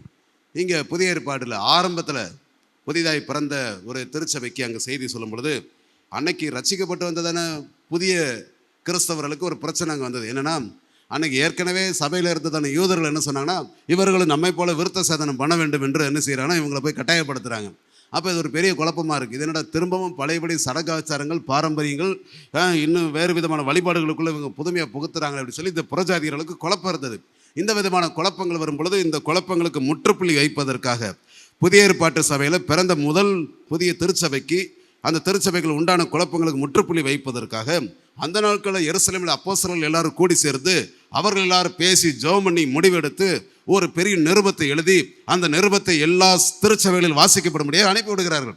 அதில் எழுதினதான வசனங்களை 28ஆம் வசனத்தில் சுருக்கமாக சொல்லியிருக்கு. அதை மட்டும் நம்ம வாசித்து நீங்கள் என்ன செய்ய போகிறோம்? செய்தியை தியானிக்கப்படி இருக்கிறோம். அப்போஸ்தலர் 15ஆம் அதிகாரம் 28ஆம் வசனம் வாசிக்கிற பொழுது, எவையெனில் விக்கிரகங்களுக்கு படைத்தவைகளுக்கும் இரத்தத்திற்கும் நெருக்குண்டு செத்ததிற்கும் வேசித்தனத்திற்கும் நீங்கள் விலகி இருக்க வேண்டும் என்பதே. அல்லேலூயா. ஆமாம், பழைய ஏற்பாடில் பார்த்தீங்கன்னா விலகிருன்னு எவ்வளவோ விலகி இருக்கு சொல்லியிருக்கிறது. அதை மட்டும் இப்போ வாசிப்பீங்கன்னா நீங்கள் அம்மோனியரை விட்டு விலகி இருக்கணும், மோவாபியரை விட்டு விலகி இருக்கணும், கிர்காசியரை விட்டு விலகி இருங்க, பெலிஸ்தரை விட்டு விலகி இருங்க, இப்படிலாம் எவ்வளோ சொல்கிறாரு. ஒருவேளை புதிய ஏற்பாடில் பார்த்தீங்கன்னா அதை ரிலேட்டடாக நிறைய சொல்லப்பட்டிருக்குது. பவுல் பிலிப்பியருக்கு சொல்லும் பொழுது, நாய்களுக்கு எச்சரிக்கையாக இருங்க, பொல்லாத வேலையாளர்களுக்கு எச்சரிக்கையாக இருங்க, சுண்ணத்துக்காரர்களுக்கு எச்சரிக்கையாக இருங்க அப்படிலாம் எழுதுகிறார். இல்லையா? அப்போ நிறைய இப்படிலாம் எழுதிக்கிட்டே இருக்கிறாங்க. ஆனால் இது எல்லாவற்றையும் மொத்தமாக உள்ளடக்கி இன்றைக்கு இந்த காலகட்டத்தில் இருக்கிற புதிய ஏற்பாட்டு திருச்சபை சொல்லும் பொழுது சுருக்கமாக 4 பகுதிகளுக்கு நீங்கள் விலகி இருக்க வேண்டும் என்று எழுதியிருக்கிறார். 4 பகுதிகளுக்கு. 1, விக்கிரகங்களுக்கு படைத்தவைகள், விக்கிரகங்களுக்கு விலகி இருக்க வேண்டும். 2வது, இரத்தத்திற்கு என்ன செய்ய வேண்டும்? நீங்கள் விலகி இருக்க வேண்டும். 3வது, நெருக்குண்டு செத்ததற்கு விலகி இருக்க வேண்டும். 4வது, வேசித்தனத்திற்கு நீங்கள் விலகி இருக்க வேண்டும். இதை குறித்து என்ன செய்ய போகிறோம்னா, இன்றைக்கி இந்த செய்தியில் சுருக்கம் என்ன செய்ய போகிறோம்? நாம் தியானித்து முடிக்க போகிறோம். இந்த 4 பகுதிகளை எவ்வளோ சீக்கிரமாக சுருக்கமாக தியானிக்க முடியுமோ அவ்வளோ சீக்கிரமாக முடிப்போம். சரி, இன்றைக்கி இதெல்லாம் நமக்கு தெரியாததா அப்படி சொல்லுவோம். விக்கிரக ஆராதனை பற்றி தெரியாததா? ரத்தம்னா என்னன்னு தெரியாதா? நெருக்குண்டு சத்தம்னா தெரியாதா? இந்த வேசித்தன்மை என்னன்னு தெரியாதா? அப்படிங்கிற பொழுது இதை குறித்து வேதாகமத்தின் வெளிச்சத்தில் இருந்து நம்ம என்ன செய்யணும்? தேடணும். சரி, நமக்கு விக்கிரக வழிபாடு அப்படிங்கிறத ரொம்ப விவரித்து பேச வேண்டிய அவசியம் இல்லை என்று நான் நினைக்கிறேன். அது எல்லாருக்கும் என்ன செய்யும்? தெரியும். ஏனென்றால் என்னை இல்லாமல் வேறொரு தேவன் உங்களுக்கு உண்டாயிருக்க வேண்டாம், என்னை என்று வேறொரு இரட்சகர் இல்லை, வானத்தின் கீழே பூமியின் மேலெங்கும் இயேசுவின் நாமமே இல்லாமல் மனுஷர்களை ரட்சிக்கும்படிக்கு வேறொரு நாமம் கட்டளையிடப்படவில்லை. இதெல்லாம் நமக்கு நல்லா தெரியும். பவுல் கொரிந்தியர் 2ஆம் அதிகாரம் 6வது வசனத்தில் சொல்லும் பொழுது எதுக்கு விலகி இருக்கணும் அப்படி சொல்லி ஒரு பெரிய லிஸ்ட்டு போடுவார். 14வது வசனத்திலிருந்து 20வது வசனம் வரைக்கும். இப்போ அதெல்லாம் விரிவ வாசனம் நேராகும். நீதிக்கும் அநீதிக்கும் சம்பந்தம் எது? இருளுக்கும் ஒளிக்கும் ஐக்கியம் எது? விசுவாசிக்கும் அவிசுவாசிக்கும் சம்பந்தம் எது? தேவனுடைய ஆலயத்துக்கும் விக்கிரகங்களுக்கும் சம்பந்தம் எது? இப்படிலாம் வரிசையான லிஸ்ட்டு போடுவார். அதுலேயும் பார்த்தீங்கன்னா எழுதியிருக்கும். சரி, அடுத்து பார்த்தீங்கன்னா இன்னும் எப்படிலாம் எழுதுகிறாரு விக்கிரக ஆராதனை பற்றி எழுதுன்னு பார்த்தீங்கன்னா நிறைய சொல்லப்பட்டிருக்கிறது. நாம் இன்னைக்கு பைபிளில் இருந்து புதிய ஏற்பாட்டில் இருந்து விக்கிரக வழிபாடு அப்படின்னா என்னங்கிறத நமக்கு எப்படி சொல்லியிருக்கிறார் அப்படிங்கிறத வாசிப்போம். பவுல் கொலோசியர் 3ஆம் அதிகாரம் 5ஆம் வசனத்தில் சொல்லும் பொழுது, விக்கிரக ஆராதனையை பொருளாசையை குறித்து என்ன செய்யுங்கள்? எச்சரிக்கையா இருங்கள். உங்களுக்குள்ள பொருளாசை இருக்கும் என்றால் அது விக்கிரக ஆராதனை. உங்களுக்குள்ள இருக்கிற பொருட்கள் மேலே திருப்தி இல்லை, உங்களுக்குள்ள இருக்கிற உடைமைகள் மேலே திருப்தி இல்லை, உங்களுக்குள்ள இருக்கிற நிலங்கள், சொத்துகள், ஆஸ்திகள், ஐஸ்வர்யங்கள் மேலே திருப்தி இல்லை. இன்னும் மேலும் மேலும் மேலும் அதை பெருக்க வேண்டும், இன்னும் நல்லா அதில் சிறப்பாக வளர வேண்டும் என்ற ஒரு அலாதி பிரியம் இருக்கும் என்றால் உங்களுக்கு என்ன இருக்கிறது? விக்கிரக வழிபாடு இருக்கிறது, விக்கிரக ஆராதனை இருக்கிறது என்று சொல்லுகிறார். இயேசு கிறிஸ்துவினிடத்தில் லூக்கா சுவிசேஷம் 12ஆம் அதிகாரத்தில் ஒரு சகோதரன் ஒரு மனுஷன் பேசுகிறான். என்ன பேசுகிறான்னு பார்த்தீங்கன்னா, ஆண்டவரே, எனக்கு என் சகோதரனுக்கு இருக்கிற சொத்து பிரச்சனையில், ஆஸ்தி பிரிக்கிற பிரச்சனையில் இருக்கிற அந்த காரியங்களை நீர் எங்களுக்கு உதவி செய்யணும் அப்படின்னு சொல்லும் பொழுது, அப்போ ஆண்டவர் அவங்களுக்கு ஆலோசனையை சொல்லிட்டு ஒரு வார்த்தை சொல்லுவார். பொருளாசை குறித்து எச்சரிக்கையா இருங்கள். இல்லையா? பொருளாசை குறித்து எச்சரிக்கையா இருங்கள். இன்னைக்கு ஒரு மனுஷனுக்கு பொருளாசை இருக்குன்னா அது விக்கிரக ஆராதனை. 1 தீமோத்தேயு 6ஆம் அதிகாரத்தில் சொல்லும்போது, உணவு உடுத்தவும் அதுவே இருந்தால் அதுவே நமக்கு போதும் என்கிற மனதோட கூடிய தேவபக்தி மிகுந்த ஆதாயம். யோபு அருமையா தன்னுடைய வசனத்தில் சொல்லும் பொழுது, நான் நிர்வாணியாக வந்து நிர்வாணியை திரும்பி போக போகிறேன், உலகத்தில் என்னத்தை கொண்டு போகிறேன், ஒன்றுமே கிடையாது, பொருளை சேர்த்து வச்சு என்ன ஆக போகுது, ஒன்றுமே இல்லைன்னு சொல்லி தெளிவாக எழுதிட்டார். இப்படி பொருளாசையை பற்றி எழுதணுன்னா எவ்வளோ சொல்லிட்டு போல எவ்வளோ எழுதலாம். ஏனென்றால் ஒரு மனுஷனுக்கு எவ்வளோ திரளான ஆசை இருந்தாலும் அது அவனுக்கு என்ன கிடையாது? ஜீவன் அல்ல. 1 தீமோத்தேயு 6ஆம் அதிகாரத்தில் பின்னாடி கடைசி வசனத்தில் வாசிப்பீங்கன்னா, நிலையற்ற ஐஸ்வர்யத்தின் மேல் உங்கள் நம்பிக்கை வைக்க வேண்டாம் அப்படிங்கிறாரு. இந்த உலகத்தில் இருக்கிற பொருட்கள் மேலே நம்பிக்கை வைக்காதீங்க. நீங்கள் வைத்திருக்கிற நகைகள், நம்பிக்கைகள் மீது நினைச்சாதீங்க. அதில் ரொம்ப ஆசாபாசமாக ரொம்ப தீவிரமாக இருக்காதீங்க. லண்டனில் ஒரு பெரிய கோடீஸ்வரன் ஒருத்தர் இருந்தார், மிகப்பெரிய கோடீஸ்வரன், மெகா கோடீஸ்வரன். அவர்கிட்ட இருக்கிற பணத்தை வச்சு அன்னைக்கு இருந்த பத்திரிகையாளர்கள், அன்னைக்கு இருந்தது அரசு எல்லாம் சர்வே பண்ணும் பொழுது என்ன சொன்னாங்கன்னா, இவர்கிட்ட இருக்கிற சொத்து மதிப்பு, இவர்கிட்ட இருக்கிற பணங்கள், இவர்கிட்ட இருக்கிற பொருளாதாரத்தை வைத்து அந்த இங்கிலாந்து அரசாங்கத்தை நடத்தக்கூடிய அளவுக்கு, வருடாந்திர பட்ஜெட் போட்டு நடத்தக்கூடிய அளவுக்கு, ஒரு அரசாங்கத்தை நடத்தக்கூடிய அளவுக்கு அவர்கிட்ட என்ன இருந்தது? பல பில்லியன் டாலர்ஸ் அந்த அளவுக்கு அவர்கிட்ட என்ன இருந்தது? பவுண்டு கணக்கு அவருக்கு ஏராளமாக கொட்டி கிடந்தது, பணம் அவ்வளோ இருந்தது. ஒரு நாள் அவர் என்ன செய்தார் என்றால், தன்னுடைய பொருளாதார அந்த பொக்கிசாரை என்று சொல்லும்ல, அதில் போய் என்ன செய்தார்னா, தன்னுடைய எல்லா வைத்திருக்கிற தங்கங்கள், வைரங்கள், நகைகள், அவர்கிட்ட இருந்த எல்லா பவுண்டு, அதாவது நம்ம ஊரில் இருக்கிற ரூபாய் பணங்கிற மாதிரி அது பவுண்டு, அதில் அடுக்கி வச்சிருந்த ஒரு பெரிய ஒரு குடோன் மாதிரி, அதை போய் என்ன செஞ்சார்னா எல்லாம் பார்த்துட்டே போனார். அதுக்கு ஒரு சீக்ரெட் லாக் உண்டு அந்த டோருக்கு. அந்த சீக்ரெட் லாக் உள்ள கூடி லாக் பண்ணிட்டு உள்ள போய் என்ன செஞ்சார்னா எல்லாத்தையும் செக் பண்ணிட்டு இருந்தார். பார்த்துட்டு ரொம்ப சந்தோஷப்பட்டு இருந்தார். இவ்வளோ டன் கணக்காக தங்கம், டன் கணக்காக வைரங்கள், விலையேறப்பட்ட நிறைய மாணிக்கம், கோமதகம், சுகந்தி என்று பலவிதமான கற்கள் எல்லாம் வைத்திருக்கிறார். பார்த்தீங்கன்னா அங்கே நகை, பணம், எல்லாம் சொத்துக்கு ஏராளமான மதிப்பு, அதாவது அதை மதிப்பிட முடியாத அளவுக்கு அவ்வளோ கொட்டி கிடக்கு. எல்லாம் பார்த்துக்கிட்டே வந்தவருக்கு திரும்பி அந்த லாக்கை திரும்ப ரிலீஸ் பண்ணி வெளியே வரணும் அப்படிங்கிற பொழுது அந்த சீக்ரெட் லாக் அந்த நம்பர் என்ன செஞ்சாருன்னா மறந்துட்டார். ஆமாம், உள்ளே போனாலும் என்ன செய்யலை, வெளியே வரல. கடைசியில் இவரை தேடிட்டு இருந்தாங்க நிறைய பேர், எங்கடா போயிட்டாரு அப்படி இப்படின்னு. ஆனால் அன்னைக்கு பார்த்தீங்கன்னா இன்றைக்கி மாதிரி செல்ஃபோன் வசதியெல்லாம் கிடையாது. இன்றைக்கி மாதிரி ஒரு மொபைல் இருக்குன்னா அதை ட்ராக் பண்ணி என்ன செஞ்சிடலாம், அந்த எங்கே இருக்கிறார் அப்படிங்கிறலாம் சிக்னல் எங்கே கிடைக்குது, ஆள் எங்கே உட்காந்துருக்கிறார் என்ன செய்யலாம், அதை டக்குன்னு தைக்கலாம். இவர் ஒரு ஃபோன் அடித்து வெளியே சீக்கிரம் வாங்கடா ஏதாவது கூப்பிட்டுருக்கலாம். அன்றைக்கி எதுவுமே எந்த விதமான வசதிகள் அந்த நாட்கள் கிடையாது. அதனால் அவர் வைத்திருக்கவில்லை, அவர்கிட்ட இல்லவும் கிடையாது. அப்போ உள்ளே இருந்த மனுஷன் உள்ளே செத்து போயிட்டான், உள்ளே செத்து போயாச்சு. கடைசியில் அவர் ஒரு கட்டத்தில் போய் இந்த ஒருவேளை இங்கே இருப்பாரான்னு சொல்லி சில நாட்கள் கழித்து அவரை தேடி போய் பார்த்தா தண்ணி இல்லாமல், சாப்பாடு இல்லாமல், கடைசியில் பார்த்தீங்கன்னா எலும்பும் தோளுமா அந்த பணம் இருந்த இடத்துல, பொருளாதாரம் இருந்த இடத்துல செத்து போயிருந்தான். அதனால தான் இயேசு சொன்னார், ஒருவனுக்கு எவ்வளவு திரளான ஆசை இருந்தாலும் அது அவனுக்கு என்ன கிடையாது, ஜீவனில். 5க்கு 10க்கு அடிச்சுட்டு கிடக்கிற கிறிஸ்தவனே, 100க்கு 1000க்கு அடிச்சுட்டு சாகிற கிறிஸ்தவனே, உனக்கு சொல்லுகிற செய்தி, பணத்து மீது, பொருளாதாரத்து மீதும், நகை மீதும், ட்ரெஸ் மீது, சில பிசாசுகளுக்கு ட்ரெஸ் மேலே ஆசை, கலர் கலராக ட்ரெஸ்ஸை பார்த்தீங்கன்னா கோடி கோடியாக குமிச்சு வச்சுருப்பான் சில பேயை. இந்த மாதிரி கிறிஸ்தவங்களுக்கு சொல்கிற செய்தி என்னவென்றால், இந்த மாதிரி ஆசை இருக்குது பார்த்தியா, பொருளாசைன்னு இதுவும் சேரும். 100கணக்கான ட்ரெஸ் வச்சுருக்கான் பாருங்க, இவங்களுக்கெல்லாம் பேர் என்ன தான், பொருளாசை தான், திருப்தியே இருக்காது. ஆமாம், இங்கே பார்ப்பீங்கன்னா விக்கிரகாராதனை ஆகிய பொருளாசை. அடுத்து என்ன சொல்கிறாருன்னா, இந்த பொருளாசை குறித்து சொல்லும் பொழுது எடுத்து வாசிப்போம். 1 கொரிந்தியர் 10ஆம் அதிகாரம் எடுத்துக்கிட்டிங்கன்னா, அங்கே 7வது வசனத்திலிருந்து 14வது வசனம் வரைக்கும் ஒரு பெரிய நெடுக ஒரு செய்தி இருக்கிறது. எல்லா வசனத்தையும் வாசிக்க நமக்கு நேரம் கிடையாது, நான் ஒரே ஒரு வசனத்தை விட்டு வாசிக்கிறேன். 7வது வசனத்திலிருந்து பார்ப்பீங்கன்னா, அவர்கள் ஜனங்கள் புசிக்கவும் குடிக்கவும் உட்கார்ந்து விளையாட எழுந்திருந்தார்கள் என்று எழுதியிருக்கிறபடி அவர்களில் சிலர் விக்கிரக ஆராதனைக்காரர் ஆனது போல நீங்களும் ஆகாதிருங்கள். அல்லேலூயா.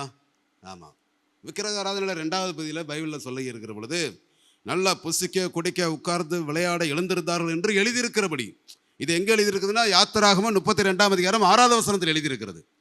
அவங்க பார்த்தீங்கன்னா ஒரே விளையாட்டு பிள்ளை தான், நல்லா சாப்பிடுவாங்க, நல்லா திம்பாங்க, நல்லா உட்காருவான், நல்லா விளையாடுவான், ஓடி பிடிச்சு விளையாடுவான், இப்படியே நல்லா திங்க புசிக்க குடிக்க விளையாட இப்படியே இருந்தால் உங்களில் சிலர் எப்படி நீங்கள் மாறிவிடுவீர்கள் என்றால் நீங்கள் விக்கிரக ஆராதனைக்காரர்களாக மாறிவிடுவீர்கள் என்று வேதாகமத்தில் பழைய ஏற்பாடில் ஆரோன் நாட்களில் மோசே ஆரோன் நாட்களில் நடந்த சம்பவத்தை இந்த இடத்துல புதிய ஏற்பாடில் திருஷ்டாந்தகமாக எழுதியிருக்கிறார், உணர்த்தி இருக்கிறார். சாப்பிட்றதா வாழ்க்கை, நல்லா குடிக்கிறதா வாழ்க்கை, நல்லா விளையாடுறதா வாழ்க்கை, நல்ல உலகத்தை அனுபவிக்கணுங்கிறது வாழ்க்கை, நல்ல நாம மட்டும் திருப்தியாக நமக்குள்ள சந்தோஷமா இருக்கணும், திருப்திகரமான வாழ்க்கை இருக்கணும் சொல்லி எல்லா ஆசாபாசங்களை உட்படுத்தி ஒரு மனுஷன் வாழ்வான் என்றால் அவனை குறித்து சொல்லியிருக்கிற பொழுது, அவர்களில் சிலர் விக்கிரக ஆராதனைக்காரர் ஆனது போல நீங்கள் என்ன செய்யாதீர்கள், ஆகாதீர்கள். இது ஒன்றுனா விவரித்து பேசுகிற நேராகும், நான் சுருக்கம் முடிக்கிறேன். அடுத்த இன்னொரு பகுதியை வாசிப்போம். எடுத்துக்கிட்டிங்கன்னா 1 சாமுவேல் 15ஆம் அதிகாரம் 22வது வசனம் 23வது வசனத்தில் சாமுவேல் தீர்க்கதரிசி சவுலுக்கு ஒரு வார்த்தை சொல்லிட்டு வருவார் வரிசையா. பழியை பார்கள், கீழ்ப்படிதலும், ஆட்டுக்கடாக்களை நினைத்தை பார்க்கல, கர்த்தருடைய வார்த்தைக்கு செவி கொடுத்தலை உத்தமம், இப்படிலாம் வரிசையாக சொல்லிட்டும் பொழுது முரட்டாட்டம் பண்ணுதல் விக்கிரக ஆராதனைக்கு சரியாக இருக்கிறது என்று எழுதுவார். முரட்டாட்டம் பண்ணுகிறது இல்லையா? சொல்லுங்க, முரட்டாட்டம் பண்ணுறதுன்னா என்னது? முரட்டாட்டம் பண்ணுறதுன்னு என்னது சொல்லுங்க. அப்போ ஒரு பிள்ளைகிட்ட, ஒரு சின்ன பிள்ளைகிட்ட, 1 வயசு 2 வயசு பிள்ளைகிட்ட ஒரு பொருளை கொடுத்துட்டிங்கன்னா திரும்ப அதுக்கு ரொம்ப பிடிச்சிருக்குன்னா அந்த பிள்ளை கையில் தான் அதை என்ன செய்ய முடியாது, வாங்க முடியாது. அது என்ன செய்யும், கொடுக்கவே கொடுக்காது. அதை வந்து வலுக்கட்டாயமாக வச்சுருக்கும், அது முரண்டு பண்ணும். 1. 2வது, அதுக்கு ஒரு பொருள் வேணும் அப்படின்னு முடிவெடுத்துருச்சுன்னா அதை நீங்கள் தரமாட்டே சொன்னால் அது என்ன செய்யும், அது விடாது. அது அழுது கூப்பாடுபட்டு சில பிள்ளைகளை தரையில் படுத்து உருண்டு, கவனிச்சிருக்கீங்களா? இங்கே உட்காந்துருக்கிற நீங்களும் அனைவரும் உருண்டுருப்பீங்க. அந்த பிஸ்கெட்டை கொடு, அந்த பொருளை கொடு, நம்மளே என்ன செஞ்சுருப்போம் சின்ன வயசில், உருண்டு எந்திரிச்சிருப்போம். அப்போ பார்த்தீங்கன்னா இது பேர் முரட்டு. அதை என்ன சொல்கிறாருன்னா, ஒரு வார்த்தைக்கு இவர் டக்குன்னு சொல்கிறாரு, ஒரு கீழ்ப்படியாத சுபாவம் உனக்குள்ளே இருக்கும்னா நீ ஒரு விக்கிரக ஆராதனைக்காரன். நீ வந்து அடங்குகிற ஒரு சுபாவம் இல்லை, அடங்காத தன்மை உனக்குள்ளே இருக்குன்னா நீ ஒரு விக்கிரக ஆராதனைக்காரன். நான் பிடிச்ச முயலுக்கு 3 காலம் சொல்லி நீ தீவிரமாக அதைத்தான் உறுதியை பற்றி கொண்டிருப்பாய் என்றால் நீ ஒரு விக்கிரக ஆராதனைக்காரன்.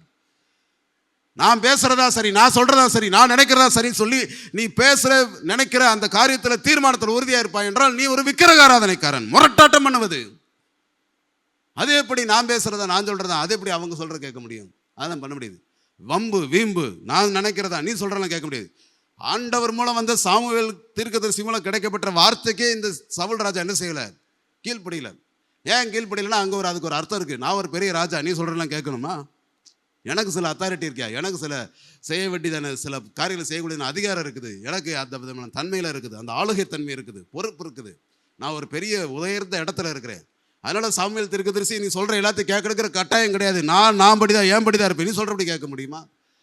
நாம் எப்போ கீழ்ப்படிவோம்னா ஒன்றுமே இல்லாமல் அன்றாட சாப்பாட்டுக்கு அன்றாட நம்ம லாட்ரி அடிக்கிறது போல் 5க்கு 10க்கு சிங்கிள் டீக்கு கஷ்டப்படுறோம்னா எல்லோரும் பேச்சை கேட்போம்.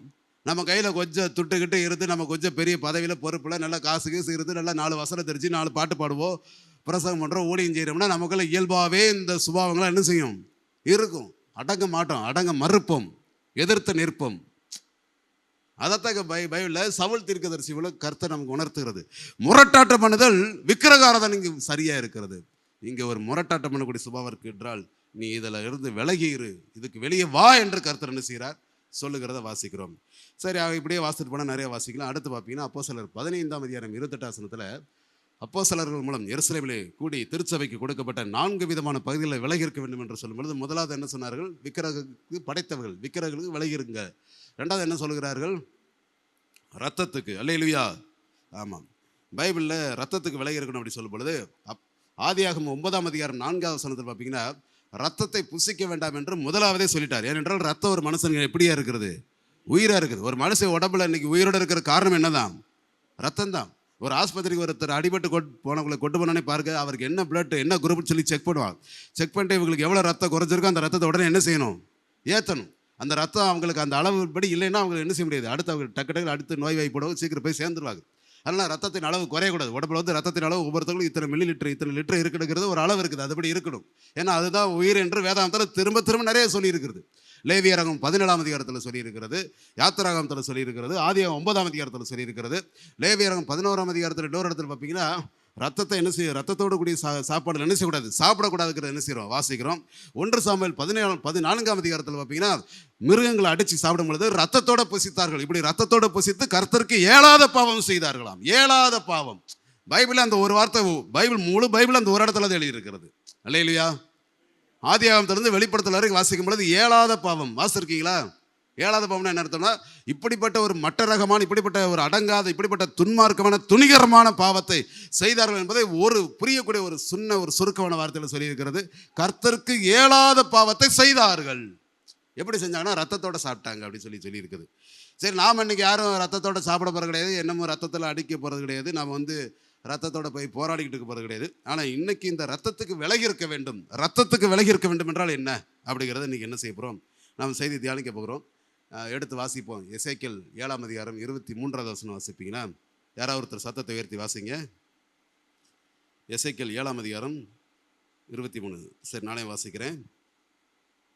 ஒரு சங்கிலியை பண்ணிவை, தேசம் நியாய தீர்ப்புக்குள்ளான இரத்த பலிகளால் நிறைந்திருக்கிறது, நகரம் கொடுமையால் நிறைந்திருக்கிறது. இங்கே எசேக்கியேல் தீர்க்கதரிசி மூலம் எருசலேமில் உள்ள ஜனங்களுக்கு தீர்க்கதரிசி சொல்லுகிறார், தேசம் எப்படி இருக்கிறது பார்த்தீங்கன்னா, நியாய தீர்ப்புக்குள்ளான இரத்த பலிகளால் நிரம்பி இருக்கிறது. இரத்த பலி நிரம்பி இருக்குது. இந்த தேசத்தில் நிறைய ரத்தம் சிந்தப்பட்டிருக்கிறது. குற்றமற்றவர்களுடைய ரத்தம் சிந்தப்பட்டிருக்கிறது, கபடற்றவர்களுடைய ரத்தம் சிந்தப்பட்டிருக்கிறது, நல்ல மனிதர்களுடைய ரத்தம் சிந்தப்பட்டிருக்கிறது, நீதிமான்களுடைய ரத்தம் சிந்தப்பட்டிருக்கிறது, நேர்மையானவருடைய ரத்தம் இங்கே சிந்தப்பட்டிருக்கிறது. இரத்த பலி இந்த தேசத்தில் இருக்கிறது.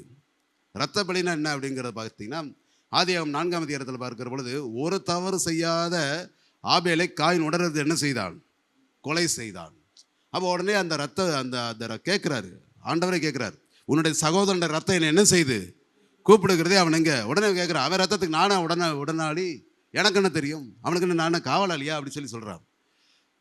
மத்தேயு 27ஆம் அதிகாரத்தில் பார்ப்பீங்கன்னா, இயேசு கிறிஸ்து காட்டி கொடுத்த பின்பு யூதாஸ் அவர் மரண ஆக்கினைக்குள்ளாக கண்டதை பார்த்த உடனே மனசாட்சியில் வாதிக்கப்பட்டு, ஐயோ குற்றமற்ற ரத்தத்தை நான் என்ன செய்தேன், காட்டி கொடுத்து விட்டேன் என்று சொல்லி என்ன செய்வானா, மனசாட்சி வாதிக்கப்பட்டு தூக்கப்பட்டு செத்து போயிடுவானுங்கிறத பார்க்குறோம். அதுக்கு முந்தின அதிகாரத்தில் பிலாத்து பாத்திரத்தில் தண்ணி எடுத்து கையை கழுவும்போது என்ன சொல்வார் என்றால், இந்த நீதிமானுடைய இரத்த பலிக்கு நான் குற்றமற்றவன் என்று சொல்லி கையில் தண்ணி எடுத்து என்ன செய்வார், கழுவிட்டு விலகிக்கிறான். அடுத்து அதே அந்த பிலாத்துவின் மனைவி சொல்லும் பொழுது, நீர் அந்த நீதிமானை ஒன்று செய்ய வேண்டாம், அந்த மனிதன் நேர்மையானவர்கிறத என்ன செய்யறான்னு பேசுறத பார்க்குறோம். அதாவது நல்ல மனுஷங்களை பகைக்கிறதும் நல்ல மனுஷங்களை கொல்றதும் அது அவங்க மேலே ரத்த பலியாக இருக்கும். அந்த ரத்த பலிக்கு, அந்த ரத்தத்துக்கு ஒரு மனுஷன் விலகி இருக்கணும். இல்லை என்றால் அது நியாயத்திற்கு வரைக்கும் கொண்டு போய் நிறுத்திடும், பைபிள் சொல்லி இருக்கிறது. இன்னொரு வசனத்தை வாசிங்க. எசேக்கியேல் 9ஆம் அதிகாரம் 9வது வசனத்தை வாசிப்போம். எசேக்கியேல் 9ஆம் அதிகாரத்தில் 9வது வசனம் நான் வாசிக்கிறேன். அதற்கு அவர், இஸ்ரவேலும் யூதாவுமாகிய வம்சத்தாரின் அக்கிரமம் மிகவும் பெரிது, தேசம் இரத்த பலிகளால் நிறைந்திருக்கிறது. திரும்ப எழுதுகிறார். எசேக்கியேல் 7:23 வாசித்தோம். இப்போ எசேக்கியேல் 9:9 திரும்ப வாசிக்கிறோம். இங்கே வாசிக்கும் சொல்லுகிறார், தேசம் இரத்த பலிகளால் என்ன செய்யிருக்குது, நிரம்பி இருக்கிறது. இன்னைக்கு பார்த்தீங்கன்னா, இன்னைக்கு கொலை வெறி பார்த்தீங்கன்னா, இன்னைக்கு முன்னாடி எந்த காலத்தில் இல்லாத இன்னைக்கு நிறைய கொலை நடக்குது, ரத்த பலிக்கிற நிறைய நடக்குது. நான் ஒரு செய்தி இப்போ சமீபத்தில் வாசித்தேன். சூடான் அப்படிங்கிற ஒரு நாட்டில் அங்கே இருக்கிற இராணுவத்துக்கும் துணை இராணுவத்துக்கும் உள்நாட்டு கலவரம். அதனால் அந்த நாடு இன்றைக்கி வைக்கிற பார்த்தீங்கன்னா அல்லோல் பட்டுக்கிட்டு இருக்குது. அவ்வளோ யுத்தம் நடக்குது. நிறைய அப்பாவி மக்கள் சாராக்கு, நிறைய பெண்கள், குழந்தைகள், சிறு வயதில் இருக்கிறவங்க, வாலிபர்கள் எல்லாரும் கண்டமணிக்க செத்துக்கிட்டு இருக்கிறார். ஏனென்றால் அங்கே அவ்வளோ சண்டை, ஒருத்தருக்கு ஒருத்தர் அடிச்சுக்கிட்டு சாகுறான், இராணுவத்துக்கு துணை இராணுவத்துக்கும். இதில் பார்த்தீங்கன்னா ஒரே ஒரு மிலிட்ரி கேம்ப் ஒரு இடத்துல 80 பெண்களை அடைச்சி வச்சு கொண்டிருக்கிறானுங்க. ஆமாம், இப்போ முந்தா நாள் வந்த வாஸ்தவ செய்தி. ஆமாம், அப்போ இது துணை இராணுவத்துக்கு இவங்களுக்கு நடந்த சண்டையில் 80 பெண்களை ஏன் கொண்டாங்கிற அந்த செய்தி ஒரு மோசமான கேவலமான செய்தி. அதை நம்ம மைக்கில் பேச முடியாது. அப்போ பார்த்தீங்கன்னா இப்படி சாகிறவங்களோட எண்ணிக்கையை பார்த்தீங்கன்னா இன்றைக்கி ரத்த பலிகளால் சாகும் பொழுது ஆண்டவர் எதற்கு நியாய தீர்ப்பு கொடுக்கறதுக்கு ரொம்ப தீவிரமாக இருக்கிறார் பார்ப்பீங்கன்னா, இந்த மாதிரியான பாவங்களை விட்டு வைக்கவே மாட்டார். அது கட்டாய நியாய தீர்ப்பு கொடுப்பார்.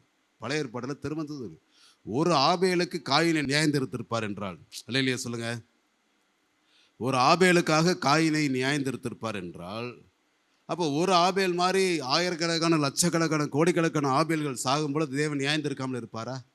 விடமாட்டார். வெளிப்படுத்தின விசேஷத்தில் ஒரு அதிகாரத்தில் வாசிப்பீங்கன்னா, இந்த பூமியில் ஆபேலின் ரத்தம் முதல் அந்த சகரியாவின் ரத்தம் வரைக்கும் சிந்தப்பட்டிருக்கிறது. இந்த ரத்தங்கள் எல்லாம் பூமியிலிருந்து பரலோகத்தில் இருக்கிற தேவனை நோக்கி கூப்பிடுகிறதான். தேவனே, எங்கள் ரத்தத்திற்காக எதுவரைக்கும் நீர் நியாயம் செய்யாமல் நீர் அமைதியாக இருப்பீர். தேவனே, எங்களுடைய ரத்தத்திற்காக நியாயம் செய்தருளும். எங்களுடைய ரத்தம் அநியாயமாக இந்த பூமியில் சிந்தப்பட்டதே. அல்லேலூயா. ஆமாம், நாம் இன்னைக்கு யாராவது கிறிஸ்தவம் ஒருத்தர் வெட்டி கொள்கிறோமா? யாருக்கு கையில் அருவாள், வேல்கம்பு, கத்தி யார் கையில் வச்சுட்டு உட்காந்துருக்கீங்களா? வீடுகளில் இருக்குதா? இன்றைக்கி 2 கொலை பண்ணுவோம், நாளைக்கு 2 கொலை பண்ணுவோன்னு யாராவது உட்காந்துருக்குறோமா? நாம் யாரும் என்ன செய்ய போகிறது கிடையாது, நேரடியாக போய் கொலை செய்ய போகிறது கிடையாது. நாம் ஒரு வசனத்தை வாசித்தா உங்களுக்கு எல்லாம் புரியும் நினைக்கிறேன். எடுத்து வாசிக்க. இயேசுவானவர் தன்னுடைய செய்தியில் சொல்லும் பொழுது மத்தேயு சுவிசேஷம் 5ஆம் அதிகாரத்தில் பேசணும்னு சொன்னார். பூர்வத்தாருக்கு சொல்லப்பட்டதை நீங்கள் அறிந்திருப்பீர்களே. அவர் சொல்றார், கேட்டிருக்கீங்களா? எப்படி பேசுறாரு? பூர்வத்தாருக்கு சொல்லப்பட்டதை நீங்கள் அறிந்திருப்பீர்களே. பூர்வத்தாருக்கு என்ன சொல்லப்பட்டிருக்கிறது?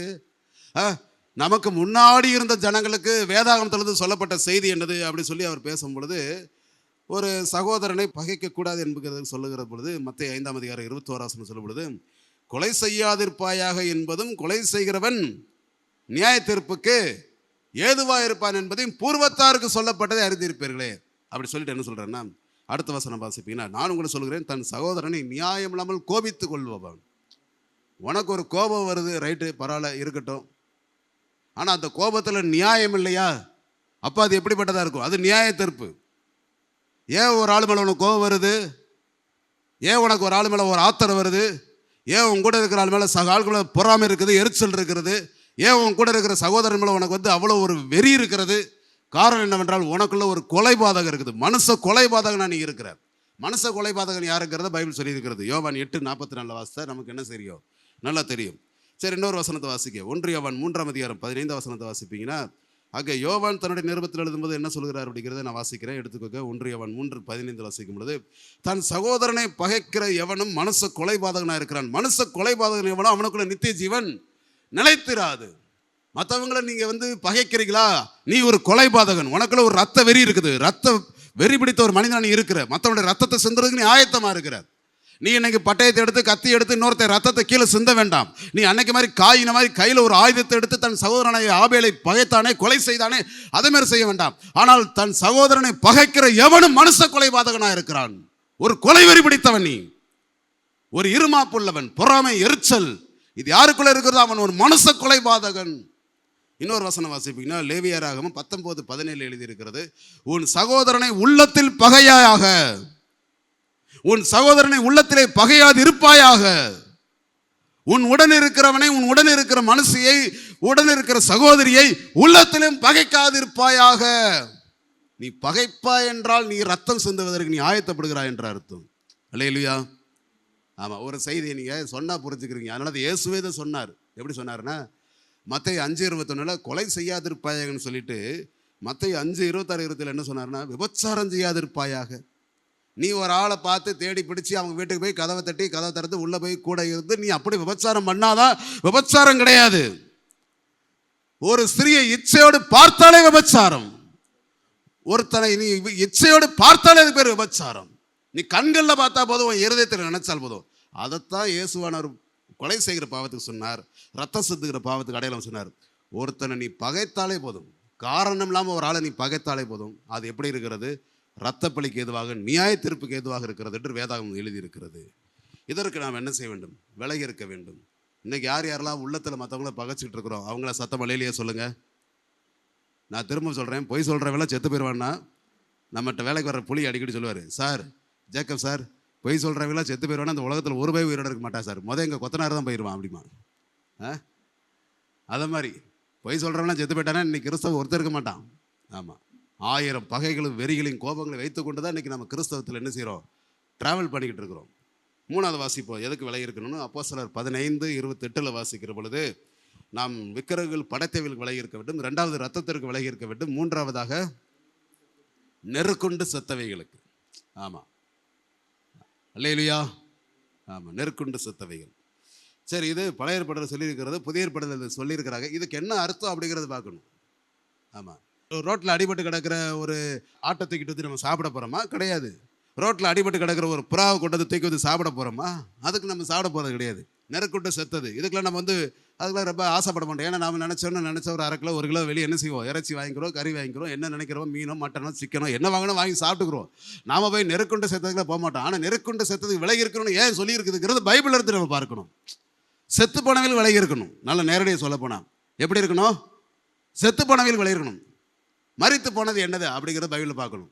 சரி, உயிரோடு இருக்கிறவங்கன்னா எப்படி இருக்கணும், உயிர் இல்லாதவங்களும் எப்படி இருக்குங்கிற பைபிள் சொல்லியிருக்கிறது. இங்கே சொல்லியிருக்குது, செத்தவர்களுக்கு விலகி இருக்க, செத்து போனவர்களுக்கு விலகி இருங்க, நெருக்கொண்ட செத்தவர்களுக்கு விலகி இருக்கு அப்படி சொல்லும்போது பைபிளில் எப்படி எழுதியிருக்குதுன்னு பார்த்தீங்கன்னா, லேவியராகமம் 11ஆம் அதிகாரத்தில் 39 44 வரைக்கும், லேவியராகமம் 17 15 வசனமும், லேவியராகமம் 22ஆம் அதிகாரத்தில் 22வது வசனமும், அடுத்து மல்கியா 1ஆம் அதிகாரம் 6வது வசனத்திலிருந்து 8வது வசனம் வரைக்கும். இதிலெல்லாம் என்ன எழுதியிருக்குன்னு பார்த்தீங்கன்னா, கால் ஊனமானது, கண் குருடா இருக்கிறது, நசல் கொண்டது, செத்து போனது, இவைகளெல்லாம் கொண்டு வந்து பலியிட்டாலும் அது தவறல் என்று சொல்லுகிற கபடஸ்தவனே, நீ சபிக்கப்பட்டவன் என்று கர்த்தர் சொல்லுகிறார். அதாவது ஆண்டவருக்கு வந்து பலியிடுகிறக்கூடிய பொருள் எப்படி இருக்குன்னா, நல்லவைகளை கொண்டு வந்து கொடுக்கணும். ஆனால் பலி சரியில்லாதவைகள் என்ன செய்யப்படக்கூடாது, கொண்டு வரக்கூடாது அப்படிங்கிறத வாசிக்கிறோம். இப்படி வேதாகமத்தில் நிறைய இருக்குது. சரி, யார் மரித்தவர்கள் அப்படிங்கிற வசனத்தை பார்ப்பீங்கன்னா, சங்கீதம் 115:20 பார்த்தீங்கன்னா, மரித்தவர்களும் மௌனத்தில் இறங்குகிற அனைவர் கர்த்தரை துதியார்கள். செத்து போனவன் கர்த்தரை துதிக்க மாட்டான். அல்லேலூயா. அவன் பேரு கிறிஸ்தவன், ஆனால் பாட்டு பாட மாட்டாங்க. பேரு கிறிஸ்தவன், ஆனால் அவங்க தனியாக ஆராதிக்க மாட்டார்கள். அவங்க பேரு கிறிஸ்தவன், ஆனால் ஆண்டவரை உயர்த்துகிற ஸ்தோத்திரம் பண்ணுகிற சத்தம் வாயிலிருந்து வரவே பார்க்க முடியாது. ஆண்டவரை துதிக்கிறது, ஆராதிக்கிறது, அவர் உயர்த்துகிறது, புகழ்கிறது, அவருடைய நாமத்தை விசேஷமாக மகிமைப்படுத்தி பேசுகிற இந்த எந்த அனுபவங்களும் இல்லாமல் இருக்குமே, அவங்களை குறித்து பைபிள் சொல்லுகிறது இவங்க மரித்து போனவர்கள். இந்த மாதிரியான ஆட்களோட கூட உட்கார்ந்துருக்காது, அமர்ந்திருக்காது. இவன் வந்து ஒரு மரணத்துக்கு எதுவான வாசனையை உடையவர். இவர்களுக்கு விலகி இரு. மரித்தவர்களும் மௌனத்தில் இறங்குகிறவர்கள் கர்த்தரை துதியார்கள். ஆக கர்த்தரை துதிக்காதவர்கள் எல்லாம் அவர்கள் எப்படிப்பட்டவர்கள்? செத்து போன அனுபவத்தில் இருக்கிறவர்கள், நெருக்கொண்டு செத்து போன அனுபவத்தில் இருக்கிறவர்கள். ஆமாம், நான் கிறிஸ்தவன் தான், ஆனால் ஒரு நாள் என் ஆண்டவர் உயர்த்தி பாடினது இல்லைன்னா நாம் பரலோகத்துக்கே எதுக்கு போகிறோம் சொல்லுங்கப்பா? அங்கே போய் என்ன டியூட்டி இருக்குது நமக்கு? அங்கே போய் இப்படி ஒரு பிரசவம் பண்ண போகிறோமா? எனக்கு இப்படி ஒரு ஃபுல் பெட்டு கிடைக்குமா? எனக்கு 0.1 2 3 சொல்ல போகிறேன்னா அவர் என்ன சொல்லுவார்? முதல் ஒழுங்காட்டு போய் உட்கார அடிப்பார். இல்லையா சொல்லுங்கள். ஏசாயா 43:21 சொன்னார், இந்த ஜனத்தை எனக்கென்று ஏற்படுத்தினேன், இவர்களின் துதியை சொல்லி வருவார்கள்.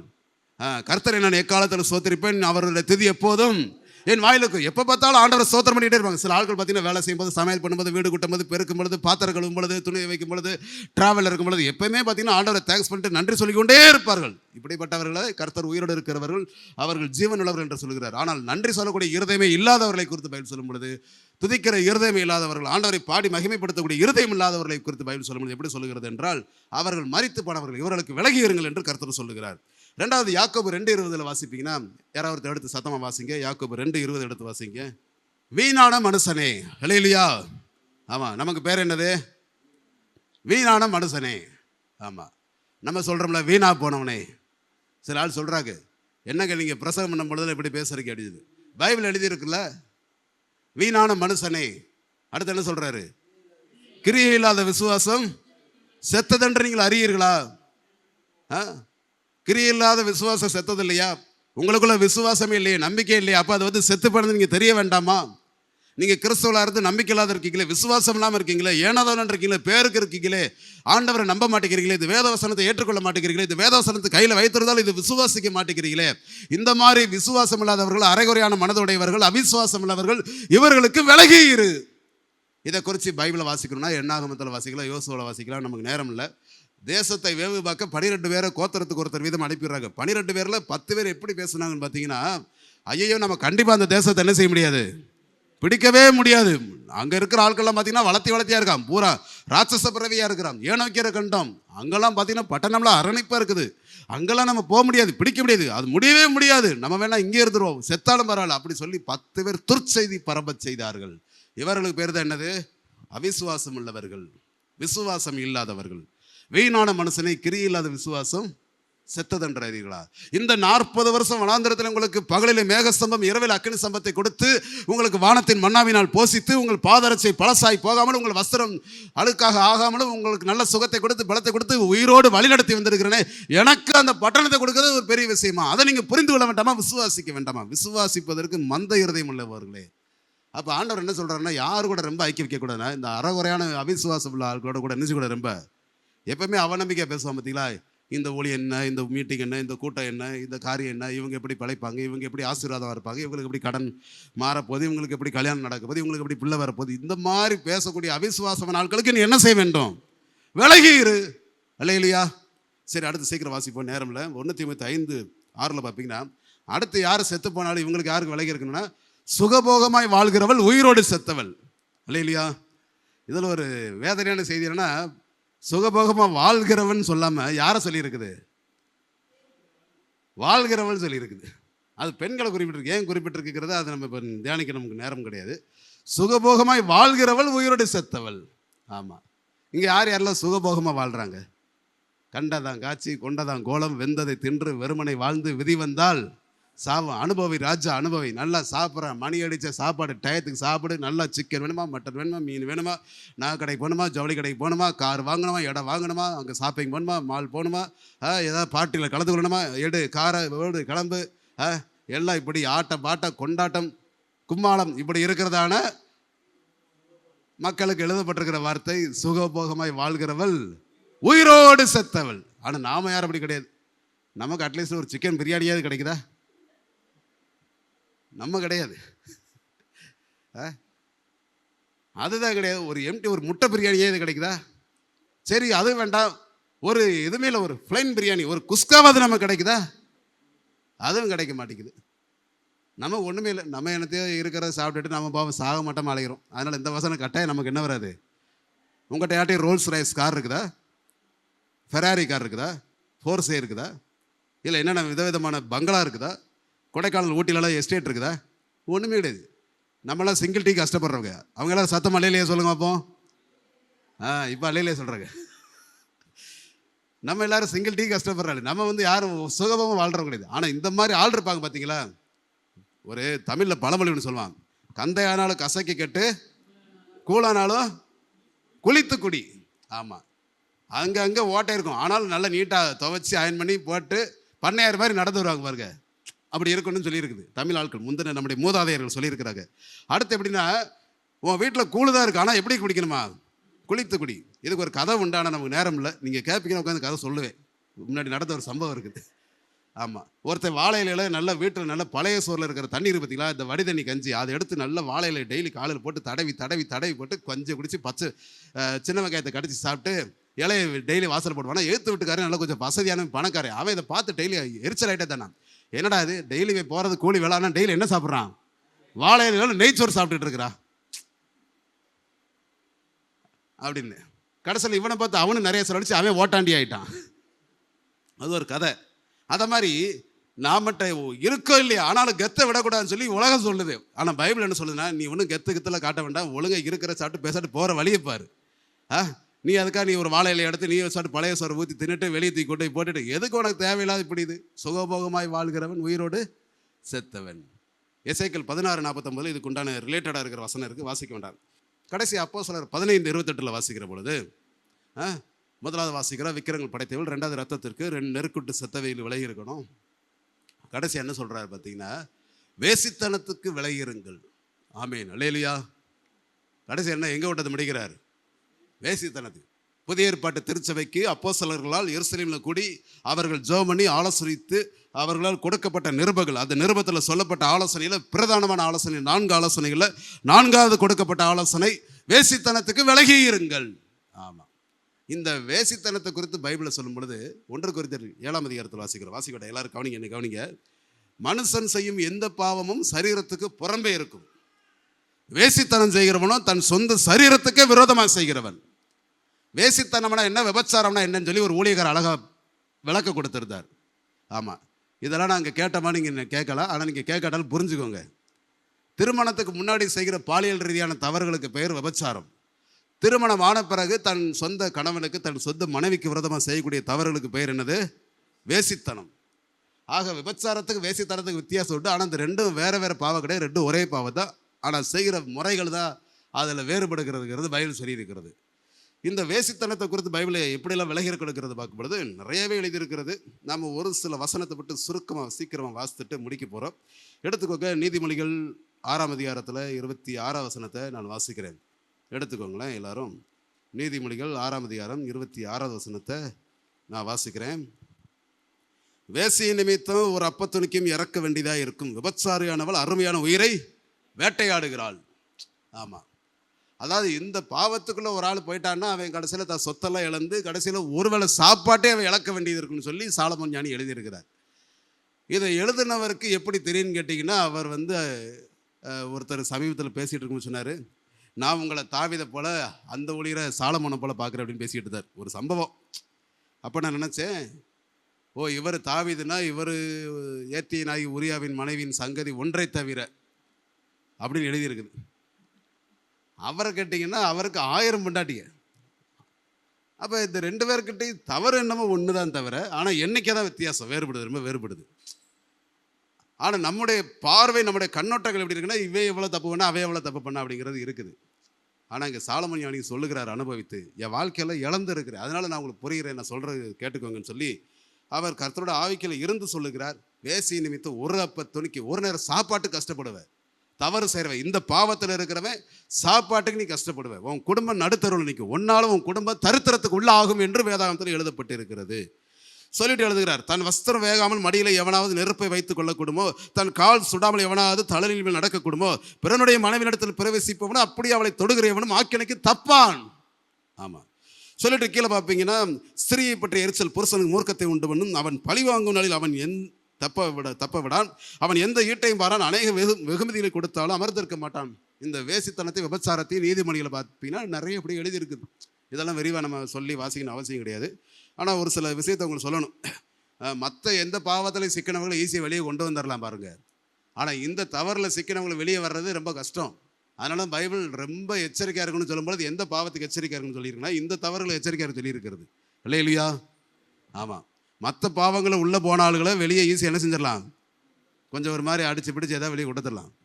ஆனால் இந்த பாவம் ஆட்கள் இனம் கண்டு கொள்ளாதபடி எல்லா தரப்புல உள்ள ஆட்களையும் காலிப்படும். வயசு வித்தியாசம் இல்லாமல், ஊர் வித்தியாசம் இல்லாமல், ஜாதி வித்தியாசம் இல்லாமல், உயரம் குட்டைன்னு சொல்லி வித்தியாசம் இல்லாமல், எந்த இது பார்க்க முகாந்திரம் இல்லாமல் கண்ணுக்கு சிக்கின ஆட்கள்லாம் காலி பண்ணும் இந்த பாவம். இந்த பாவத்துக்கு அவ்வளோ வல்லமை இருக்குது. பிசாசுடைய பிரதானமான ஆயுதமே எதுதான்? இந்த வேசித்தனம் தான்.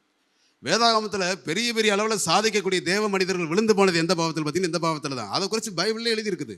தேவனால் சிநேகிக்கப்பட்ட சாலமோனையும் அந்நிய ஸ்திரீகள் அவனுடைய மனதை வலுவி போக பண்ணினார்கள். நெகேமியால வாசிக்கிறோம். தேவனுடைய சிநேகிதனாக எண்ணப்பட்ட சாலமோன், அந்த சாலமோனையே அந்நிய ஜாதியான ஸ்திரீகள் இந்த பாவத்திற்கு அவனை வரவழைத்து அவனை உட்படுத்தி என்ன செய்தார்கள், அவனை கர்த்தரை விட்டு வலுவி போக பண்ணினார்கள் அப்படிங்கிற வாசிக்கிறோம். சிம்சோன் எடுத்துக்கோங்க, பெரிய பராக்கிரமசாலி. ஒரு ஆள் ஒரு ஊரை காலி பண்ணிடுவான். இல்லையா சொல்லுங்க? ஆமாம். ஒரு ஊரே அடித்து தள்ளிடுவான். ஒரு ஊரே அடித்து தள்ளவனுக்கு ஒரு இந்த பாவத்தில் இருந்து அவளால் என்ன செய்ய முடியல, ஜெயிக்க முடியாது. அவன்கிட்ட சொல்கிறாங்க, சிம்சோன் உன்னை பிடிக்க வந்து விட்டார்கள். வந்து விட்டாலும் படுத்து எடுத்தான் பாருங்க அவன் மடியில். ஆமாம். போதை மயக்கம் மாதிரி இந்த விபச்சார மயக்கம், வேசித்தன மயக்கம் வந்து அவனை விட்டு என்ன செய்யலை இல்லை. அது மாதிரி இந்த வேசித்தன பாவங்கிறது வந்து ஒரு சாதாரண கிடையாது. பெரிய பெரிய ஆட்கள், சாலமோனாக இருக்கட்டும், சிம்சோனாக இருக்கட்டும், எல்லாம் விழுந்தவளை எந்திரிக்க முடியாது. பெரிய பெரிய ஆட்கள். எங்கிட்ட அடிக்கடி நிறைய ஊழியர்களை நிறைய பார்த்துருக்கிற பேசியிருக்கிற சொல்லுவாங்க, சீனி கலக்கு தின்னு ருசி பார்த்த பண்ணி அது செவி அறுத்தாலும் நிற்காது, திரும்ப அது தோட்டத்துக்கு தான் ஓடி போகும்னு சொல்லி. இதுக்கு ஏதாவது உங்களுக்கு புரியுது? அர்த்தம் புரியுதா? புரியல.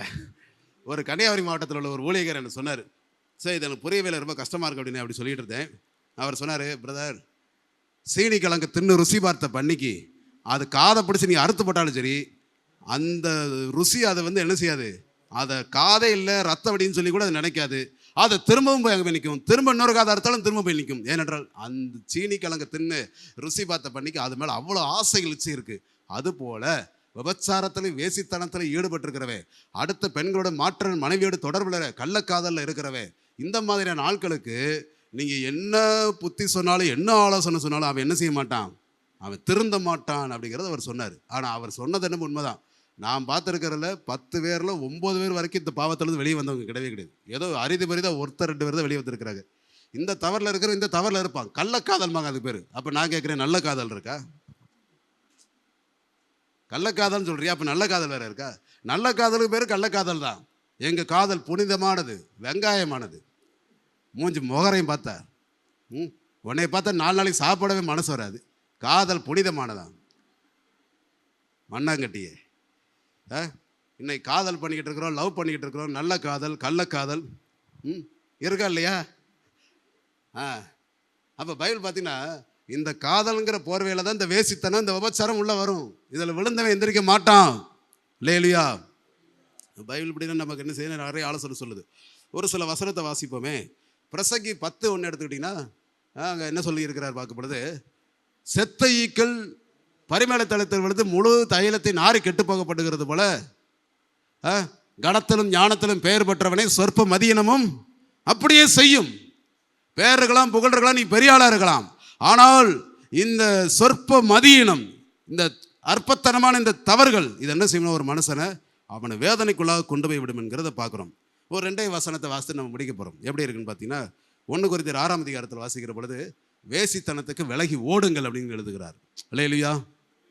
வேசித்தனத்துக்கு என்ன செய்யுங்க, விலகி ஓடுங்க. எடுத்து வாசிக்க 1 கொரிந்தியர் 6ஆம் அதிகாரம் 15ஆம் வசனத்தில் எழுதியிருக்கிறது. நான் வாசிக்கிறேன். 18ஆம் வசனம். 1 கொரிந்தியர் 6ஆம் அதிகாரம் 18ஆம் வசனம். வேசித்தனத்திற்கு விலகி ஓடுங்கள். ஆமாம், அதெல்லாம் சொல்லிட்டு என்ன சொல்கிறாருன்னா, மனுஷர் செய்கிற எந்த பாவம் சரீரத்துக்கு புறம்பே இருக்கும், வேசித்தனம் செய்கிறவன தன் சுய சரீரத்துக்கு விரோதமாக பாவம் செய்கிறான். அடுத்து 2 தீமோத்தேயு 2ஆம் அதிகாரம் 22ஆம் வசனம். அங்கே என்ன எழுதியிருக்கிறது அப்படின்னு பார்த்தீங்கன்னா, அங்கே சொல்லும் பொழுது, அன்றியும் பாலியத்துக்குரிய இச்சைகளுக்கு நீ விலகி ஓடுப்பாங்க, நிற்காதப்பா, ஏற்று நிற்காத. மற்ற பிரச்சனையை போராட்டத்தில் நீ ஏற்று நிற்கலாம், ஆனால் இதில் என்ன செய்ய முடியாது, இதெல்லாம் நிற்க முடியாது. இங்கெல்லாம் நீ பெரிய சாமர்த்தியம் மாதிரி எதுவும் காட்ட முடியாது. நிற்காத, ஓடிரு, நிற்காத அந்த இடத்துல. வேசித்தனத்துக்கு விலகி ஓடு, பாலியச்சில் விலகி ஓடு. பைபிள் சொல்லுகிறது. நாம் விலகி இருக்க வேண்டும் என்று சொல்லும் பொழுது இப்படி நிறைய சொல்லணும்னா நிறைய சொல்லிகிட்டே போகலாம். கர்த்தர் நம்ம கிருபை செய்வாராக. ஒரு கிறிஸ்துக்குள்ள இருக்கிற ஒரு தேவ மனிதன், வேதவசனத்தை நல்லா வாசிக்கிறவங்க, நல்ல ஜெபம் பண்ணுறவங்க, நாம் எதுக்கெல்லாம் விலகி இருக்கணுங்கிறத பைபிள் நமக்கு நிறைய ஆலோசனையாக சொல்லப்பட்டிருக்கிறது. நல்ல கவனமாக இருக்கணும், எச்சரிப்பு உண்டாக எழுதப்பட்டிருக்கிறது. இதெல்லாம் வாசிக்கும் பொழுது நாம் இதிலிருந்து விலக்கி பாதுகாக்கப்படுவோம். சர்வவல்லமையுள்ள ஆண்டவர் நமக்கு உதவி செய்வாராக. கண்களை மூடி நம்ம ஜெபிப்போம். எங்களை அதிகமாக நேசிக்கிற நல்ல தகப்பனே, இந்த நேரத்திற்காக நன்றி. விசேஷமாக இப்பொழுது எங்களோடு கூட பேசின அருமையான தீர்க்க தரிசனமான வார்த்தைகளுக்காக ஸ்தோத்திரம்.